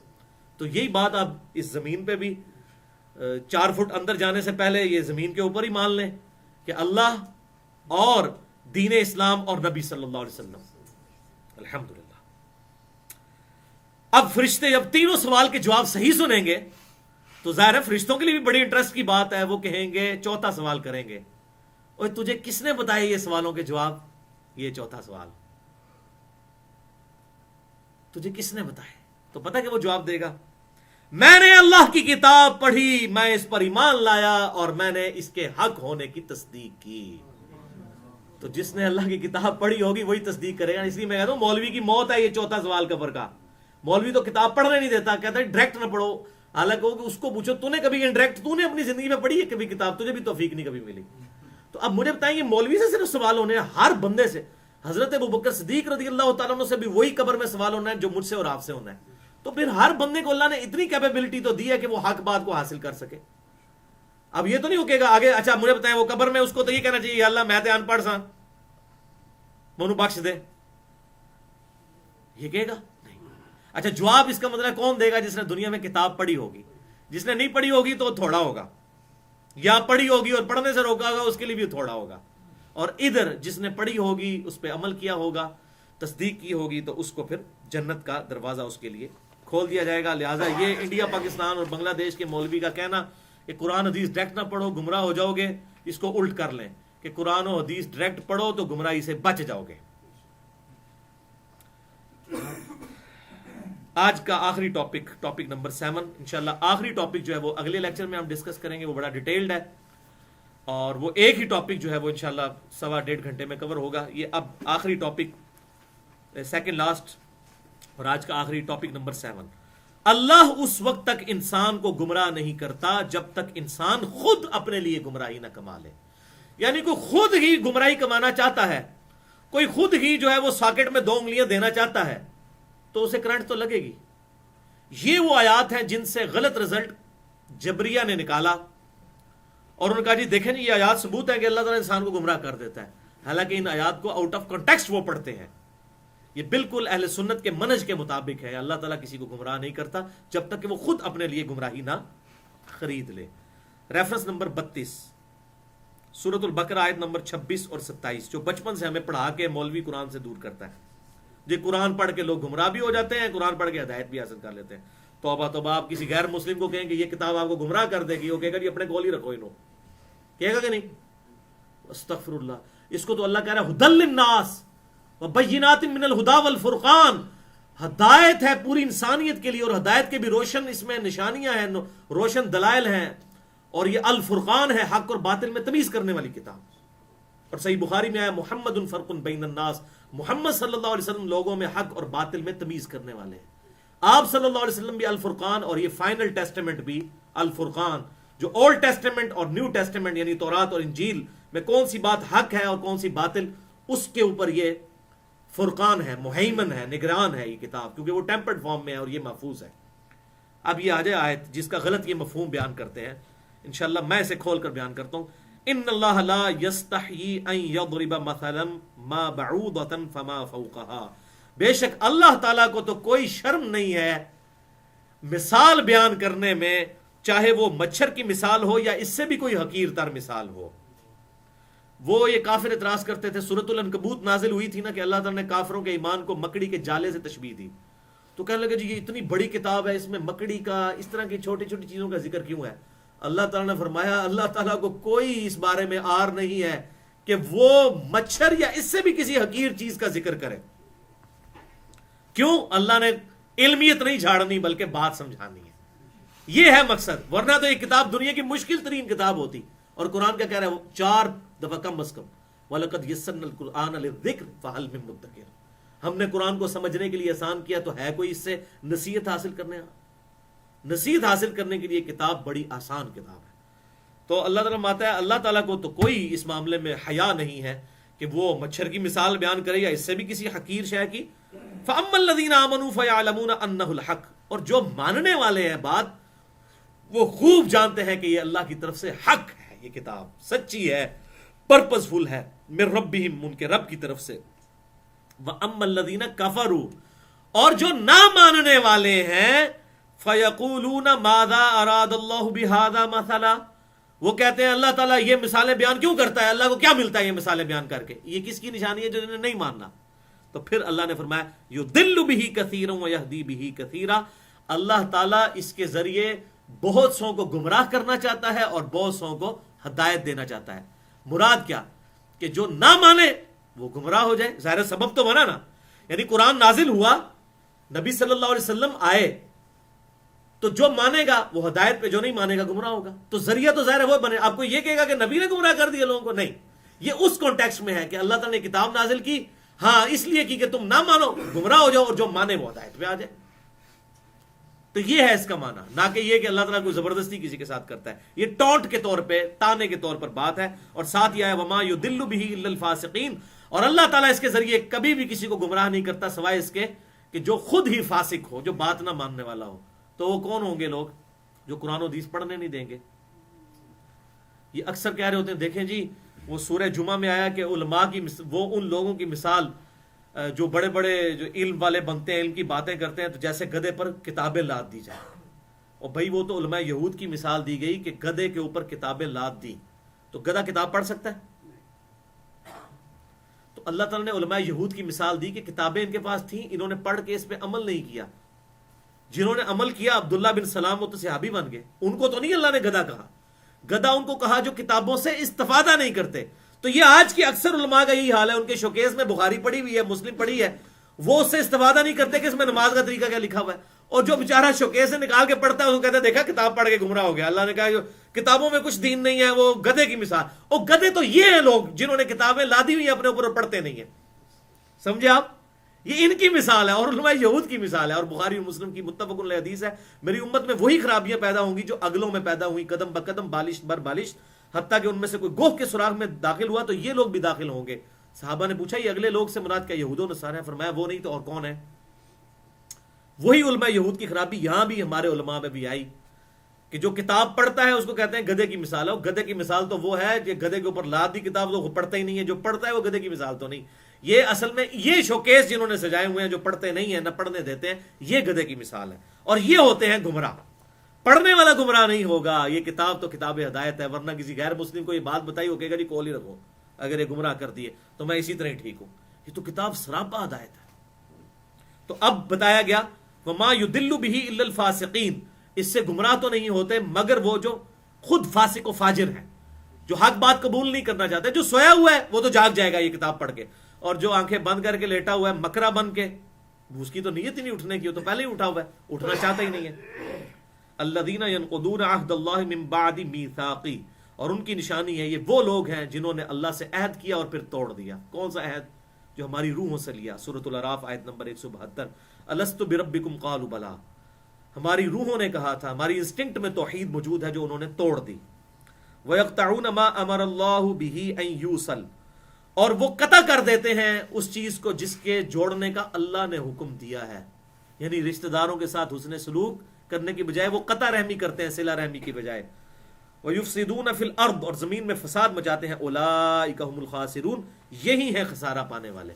یہ بتا دیا کہ کون لوگ گمراہ ہوں گے. اور یہ دیکھ لیں یہ اکثر مذہبی قسم کے جو لوگ ہوتے ہیں نا عموماً وہی حقوق العباد میں کمزور ہوتے ہیں, قطع رحمی کرنے والے ہوتے ہیں. داڑھی رکھی ہوئی ہے, نمازیں پڑھ رہے ہیں, بھائی برا اس کی پوری جائیداد پہ قبضہ کر لیا, ادھر نمازیں ساری فارغ ہیں ان کی. اور صحیح مسلم میں یہ حدیث موجود ہے کہ جانتے ہو مفلس کون ہے؟ صحابہ نے کہا یا رسول اللہ صلی اللہ علیہ وسلم ہم تو مفلس اسی کو سمجھتے ہیں. یہ صحیح مسلم میں حدیث ہے, ہم تو مفلس اسی کو سمجھتے ہیں جس کے پاس دنیا کا مال و دولت نہ ہو. آپ صلی اللہ علیہ وسلم نے فرمایا کہ میری امت کا مفلس وہ ہے کہ جو بڑی بڑی نیکیاں لے کر آیا, نماز روزہ حج زکوٰۃ, بڑی بڑی نیکیاں لے کر آیا قیامت والے دن, لیکن اس حال میں آیا کہ دنیا میں کسی کا دل دکھایا, تو کسی کو مارا, تو کسی کا خون بہایا, یہ سارے حقوق العباد مس کیے اس نے. تو وہ جن کے ساتھ اس نے زیادتیاں کی وہ قیامت والے دن اللہ کے حضور پیش ہوں گے اور کہیں گے یا اللہ آج ہمیں بدلہ دے. تو اس کی نیکیاں تھوڑی تھوڑی کر کے سارے لوگ اس کی نیکیاں لے جائیں گے, حتیٰ کہ اس کے نامہ اعمال میں کوئی نیکی باقی نہیں رہے گی. اور ابھی بھی کچھ لوگ باقی ہوں گے جنہوں نے حق لینا ہوگا. پھر اللہ تعالیٰ فرمائے گا اب جنہوں نے حق لینا ہے ان کے گناہ اس کے نامہ اعمال میں ڈالے جائیں گے. بولے اعوذ باللہ, اور پھر اسے اوندا منہ کر کے دوزخ میں ڈال دیا جائے گا. یہ ہے میری امت کا مفلس. صحیح مسلم میں حدیث ہے. بولے اعوذ باللہ. تو یہ حقوق العباد کو توڑنے والے لوگ یہی اکثر اسی قسم کے لوگ ہوتے ہیں. سورۃ الاعراف آیت نمبر 179, وَلَقَدْ ذَرَأْنَا لِجَهَنَّمَ كَثِيرًا مِنَ الْجِنِّ وَالْإِنسِ, اور بے شک ہم نے کثیر جن اور انسان پیدا ہی دوزخ کے لیے کیے ہیں. وَلِعَاذُ بِاللَّهِ تَعَالَى, یعنی اکثر نے دوزخ میں ہی جانا ہے. یہ نہ سمجھیے کہ اللہ نے خود نہیں.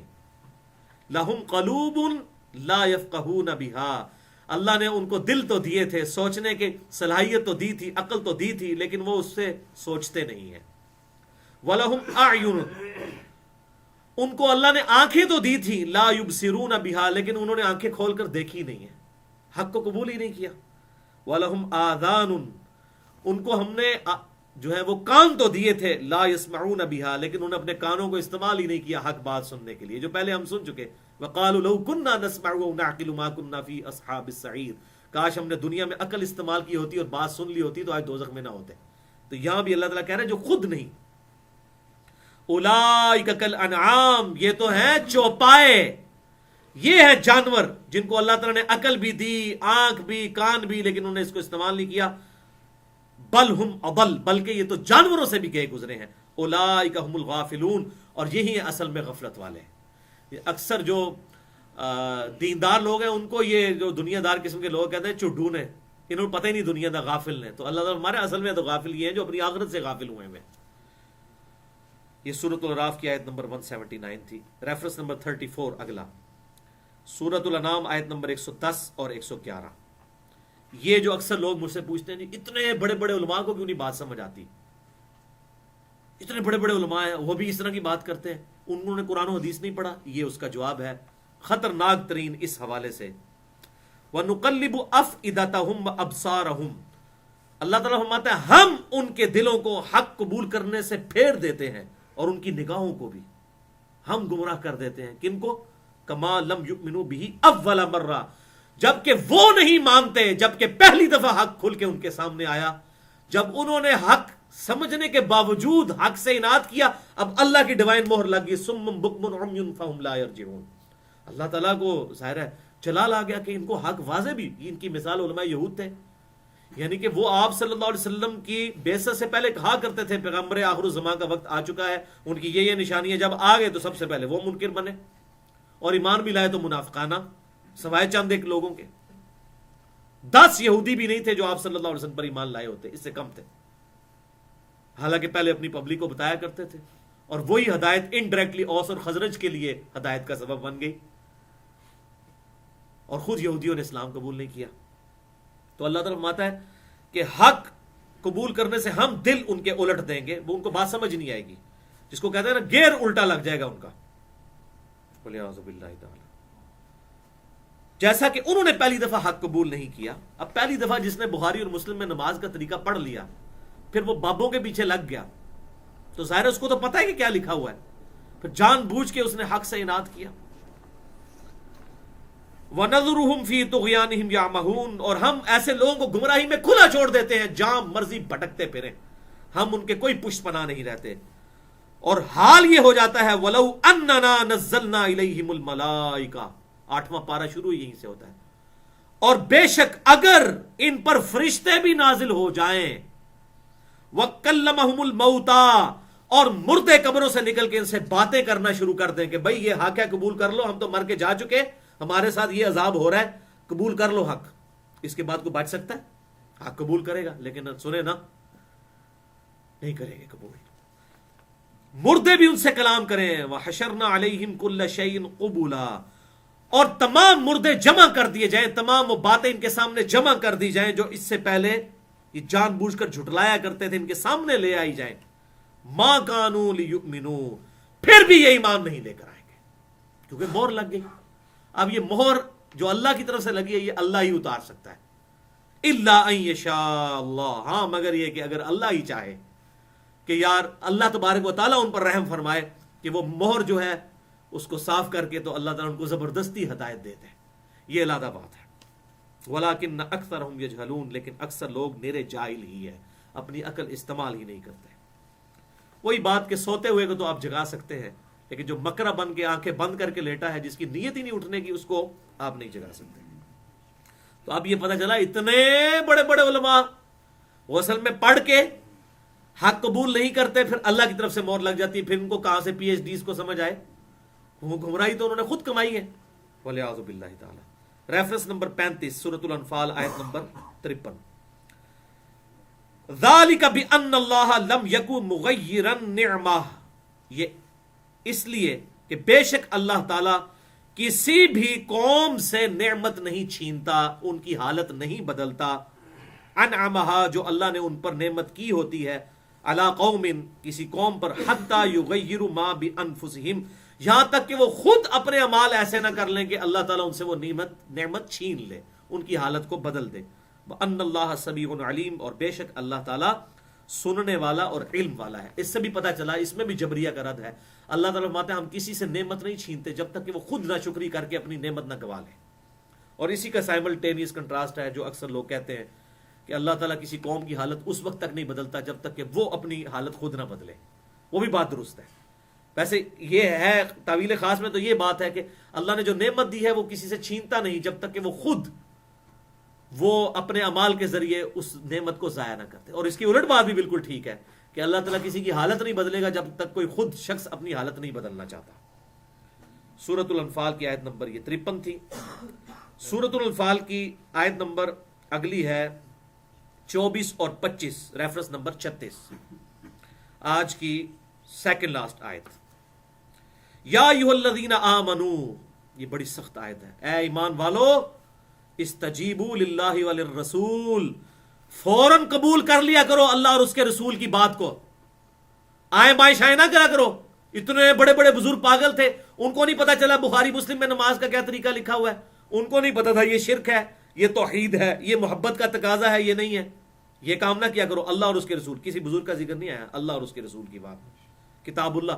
आज अल्लाह और उसका रसूल एज एन इंस्टीट्यूशन है हमारे सामने, किताबुल्लाह और सुन्नत की फॉर्म में, जो सहीहुल इस्नाद हदीस से ड्राइव्ड हो। ऐमान वालो, फौरन लब्बैक कहा करो अल्लाह और उसके रसूल के हुक्म पर, इदा दआकुम, जब तुम्हें पुकारा जाए, लिमा युहयीकुम, और वो तो इसलिए किताब और सुन्नत आज के एतबार से तुम्हें इसलिए अल्लाह और उसका रसूल पुकार है ताकि तुम्हें जिंदगी दे दें। असल जिंदगी तो आखिरत की जिंदगी है, वो तो तुम्हें जिंदगी की तरफ बुला रहे हैं। वालमू, और जान लो, अन्नल्लाह यहूलु बैनल मरई व क़ल्बी, कि अल्लाह ताला खुद हायल हो जाता है इंसान और उसके दिल के दरमियान, कि उसे बात समझना है। ये है वो सुम्मुन बुकमुन उम्युन फहुम ला यरजिऊन, ये गूंगे हैं, बहरे हैं, अंधे हैं, कुछ समझ नहीं आती। डर जाओ, बेशक अल्लाह ताला हायल हो जाता है आदमी और उसके दिल के इरादे के दरमियान। अब दिल इरादा करे भी तब भी हक कबूल ना कर सके अल्लाह है। ये कुरान पाक की सख्त तरीन भाइयों आयत है, डर जाने वाला। और ये कदरिया का भी रद्द हो गया और जबरिया का भी रद्द हो गया कि इंसान अपने बुरे अमाल की वजह से अल्लाह ताला का फतवा अपने ऊपर लगवा लेता है। अल्लाह ताला मानता है डर जाओ, अल्लाह रसूल की बात नहीं मानोगे फिर हम बात समझ नहीं आने देंगे। ये है वो बात। इतने बड़े बड़े उलमा को बात क्यों नहीं समझ आती? जब अल्लाह उनकी और उनकी अकल के दरमियान हायल हो जाए तो फिर कौन दुनिया का मौलवी उनको हिदायत दे सकता है? मैं यहदी अल्लाह, जो मैंने वो खुतबा पढ़ता हूं, इन्नल हम्दलिल्लाह नहमदुहु व नस्तईनुहु व नस्तगफिरु व नऊज़ु बिल्लाहि मिन शुरूरि अनफुसिना व मिन सय्यिआति अमालिना मन यहदिहिल्लाहु फला मुदिल्ल लहु व मन युद्लिलहु फला हादिय लहु। जिसे अल्लाह ताला हिदायत दे उससे कोई गुमराह नहीं कर सकता, और जिसको अल्लाह ही गुमराह कर दे उससे कोई हिदायत। लेकिन अल्लाह ताला जबरदस्ती गुमराह नहीं करता। जबरिया का कॉन्सेप्ट गलत है। इंसान खुद गुमराही कमाता है जब अल्लाह और उसके रसूल की बात नहीं सुनता, तो उसके ऊपर ये अल्लाह हायल हो जाता है। वह अन्नहु इलैहि तुहशरून, और बेशक तुम्हें उसी की तरफ लौट कर जाना है, उसी के पास जमा होना है। वत्तकू, और डर जाओ, फितनतन ला तुसीबन्नल्लज़ीना ज़लमू मिनकुम खासा, उस फितने और आजमाइश से डर जाओ कि जब अल्लाह की तरफ से ऐसी कोई आजमाइश या अजाब आ गया तो खास लोगों को नहीं पकड़ेगा। वालमू मिनकुम खासा, यानी सब पर आएगा। यानी अगर आप नेकी की दावत छोड़ देंगे, जो जामिया तिर्मिज़ी में हदीस है कि अगर तुम नेकी की दावत देना छोड़ दोगे और बुराई से रोकना छोड़ दोगे, फिर सब पर ही अल्लाह का अजाब आएगा। दुनिया में तो ये होगा, आखिरत का मामला अलग। यानी दुनिया में अल्लाह नहीं करेगा कि नेकों को बचा ले, नहीं, जो अगर वो नेकी खुद ही करते हैं, लोगों को नहीं कहते, तो अल्लाह ताला सब पर ही अजाब भेजेगा। इसी आयत के कॉन्टेक्स्ट में मेरी गुफ्तगू भी है, मसला नंबर 24 के नाम से, अमर बिल मारूफ व नही अनिल मुनकर की जो है उस हवाले से गुफ्तगू। तो यार डर जाओ उस फितने से कि जब अल्लाह की तरफ से आया तो वो खास लोगों पर नहीं बल्कि सब पर आएगा। वालमू अन्नल्लाह शदीदुल इक़ाब, और ये भी जान लो कि बेशक अल्लाह ताला सख्त अजाब देने वाला है। वलियाज़ु बिल्लाहि ताला। रब्बना ला तुज़िग़ क़ुलूबना बअद इज़ हदैतना व हब लना मिन लदुनका रहमा इन्नका अंतल वहाब। ए रब, हमारे दिलों को टेढ़ा मत करना बाद इसके कि तूने हमें हदायत अता फरमाई, और बेशक अपनी तू रहमत अता फरमाने वाला है, अपनी तरफ से रहमत अता फरमा। ये सूरह आल इमरान में दुआ भी सिखाई गई है इस हवाले से। अब आखिरी आयत आज की 37 नंबर रेफरेंस सूरतुल अराफ आयत नंबर 146, ये है जिसको मैं कहता हूं कि जब अल्लाह ताला किसी को गुमराह कर दे उसके अमाल के सबब, तो उसका गेर उल्टा लग जाता है। फिर उससे हक की बात जो है उससे नफरत हो जाती है, और जो बुराई की बात है वो उसको अच्छी लगना शुरू हो जाती है। यानी गेयर उल्टा लग जाए तो आप जब एक्सीलेटर पे पांव रखेंगे तो गाड़ी आगे जाएगी, जितना जोर से पांव रखेंगे उतनी पीछे जाएगी, तो गेयर उल्टा लग गया। ये है वो सख्त तरीन आयत सूरतुल आराफ आयत नंबर 146। सअस्रिफु अन आयाति यल्लज़ीना यतकब्बरून फिल अर्दि बिगैरिल हक, हम फेर देते हैं अपनी आयात से उन लोगों को जो तकब्बुर करते हैं जमीन में ना हक। और तकब्बुर की डेफिनेशन क्या है? قرآن و سنت کی روشنی میں صحیح مسلم کی جو حدیث ہے انٹرنیشنل نمبرنگ کے مطابق 265 نمبر، کہ آپ صلی اللہ علیہ وسلم نے فرمایا جس کے دل میں رائی کے دانے کے برابر بھی تکبر ہوا وہ جنت میں نہیں جائے گا۔ تو ایک صحابی نے عرض کیا اللہ کے رسول صلی اللہ علیہ وسلم، بعض اوقات ہماری خواہش ہوتی ہے کہ ہم اچھا لباس پہنے اور اچھی جوتیاں استعمال کریں، کیا یہ بھی تکبر ہے؟ تو آپ صلی اللہ علیہ وسلم فرمایا یہ تکبر نہیں ہے، اللہ بھی خوبصورت ہے اور خوبصورتی کو پسند فرماتا ہے۔ تکبر یہ ہے کہ تم حق بات سے اناد کرو اور لوگوں کو حقیر سمجھو، یعنی حق پتہ چل گیا اور اس کو تم نہ قبول کرو، یہ ہے تکبر۔ اکڑ ہے نا جی، ایک بندے کو بتایا جائے یہ کتاب اللہ میں لکھا ہے، یہ صحیح بخاری میں لکھا ہے، صحیح مسلم میں لکھا ہے، اور کہ نہیں میرے بزرگ یہ کرتے ہیں، ہمارے علماء تو یہ کہتے ہیں، تو یہ تکبر ہے نا، اکڑ ہے نا، ورنہ تو فوراً کہ سمعنا وأطعنا، میں نے اللہ اور اس کے رسول کی بات سنی اور عمل کیا۔ تکبر یہ نہیں کہ تم اچھا لباس پہنو یا اچھا دکھو، اللہ بھی خوبصورت ہے، خوبصورتی کو پسند فرماتا ہے۔ تکبر یہ ہے کہ تم حق سے اناد کرو اور دوسروں کو حقیر سمجھو، اچھا لباس ضرور پہنے لیکن دوسروں سے نفرت نہ کریں، ان کو اس طرح حقارت کی نظر سے نہ دیکھیں۔ تو ہم ان کو اپنی آیات سے ہی پھیر دیتے ہیں، اللہ تعالیٰ فرماتے ہیں ہماری آیات بھی ان کو سمجھ نہیں آئیں گی جو نہ حق تکبر کرتے ہیں، یعنی خود حق قبول نہیں کرتے۔ وہ وَإِن يَرَوْا كُلَّ آيَةٍ لَا يُؤْمِنُوا بِهَا، اگر یہ ہر طرح کا معجزہ بھی دیکھ لیں تب بھی ایمان نہ قبول کریں، کیونکہ اللہ ہی نے جب گمراہ کر دیا وَلِعَاذُ بِاللَّهِ تعالیٰ، لیکن جان بوجھ کر گمراہ نہیں کیا، جبریہ والا نظریہ نہیں، اپنے اعمال کے سبب۔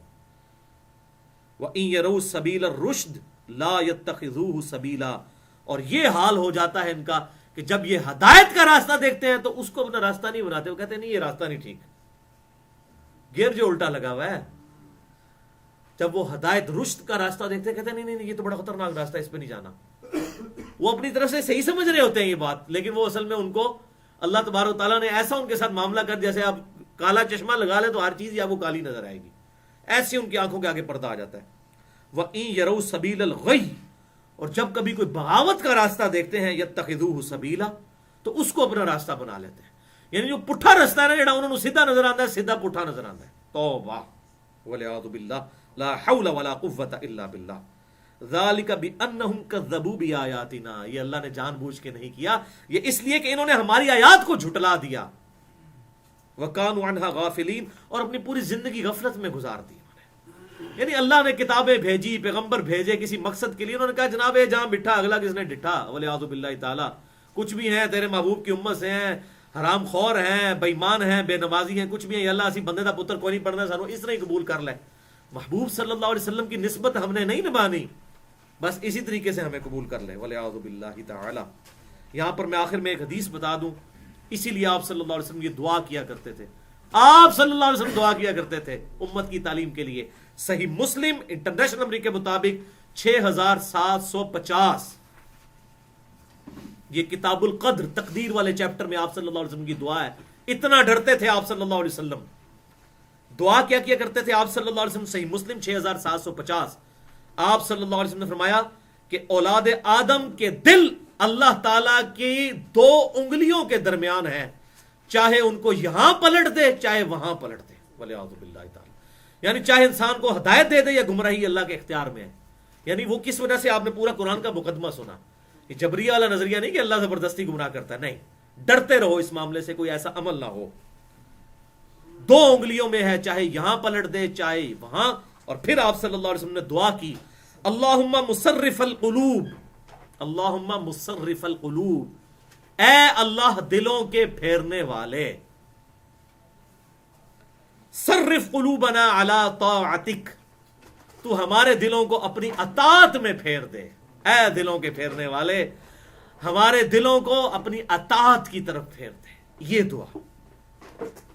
یہ دعا بھی یاد رکھیں، یا قرآن پاک کی وہ دعا تو زبردست ہے، ربنا لا تزغ قلوبنا بعد اذ ہدیتنا وہب لنا من لدنک رحمہ انک انت الوہاب، اللہم مصرف القلوب، صرف قلوبنا علی طاعتک، اے دلوں کے پھیرنے والے ہمارے دلوں کو اپنی اطاعت کی طرف پھیر دے، آمین۔ اللہ تعالیٰ سے دعا ہے جو حق بات میں نے کہی اللہ تعالیٰ ہمارے دلوں میں راسخ فرمائے، اگر جذبات میں میرے منہ سے کوئی غلط بات نکل گئی تو اللہ تعالیٰ ہمارے دلوں سے محو کر دے، ہمیں کتاب و سنت کی تعلیمات پر عمل کر کے دوسرے بھائیوں تک پہنچانے کی توفیق عطا فرمائے۔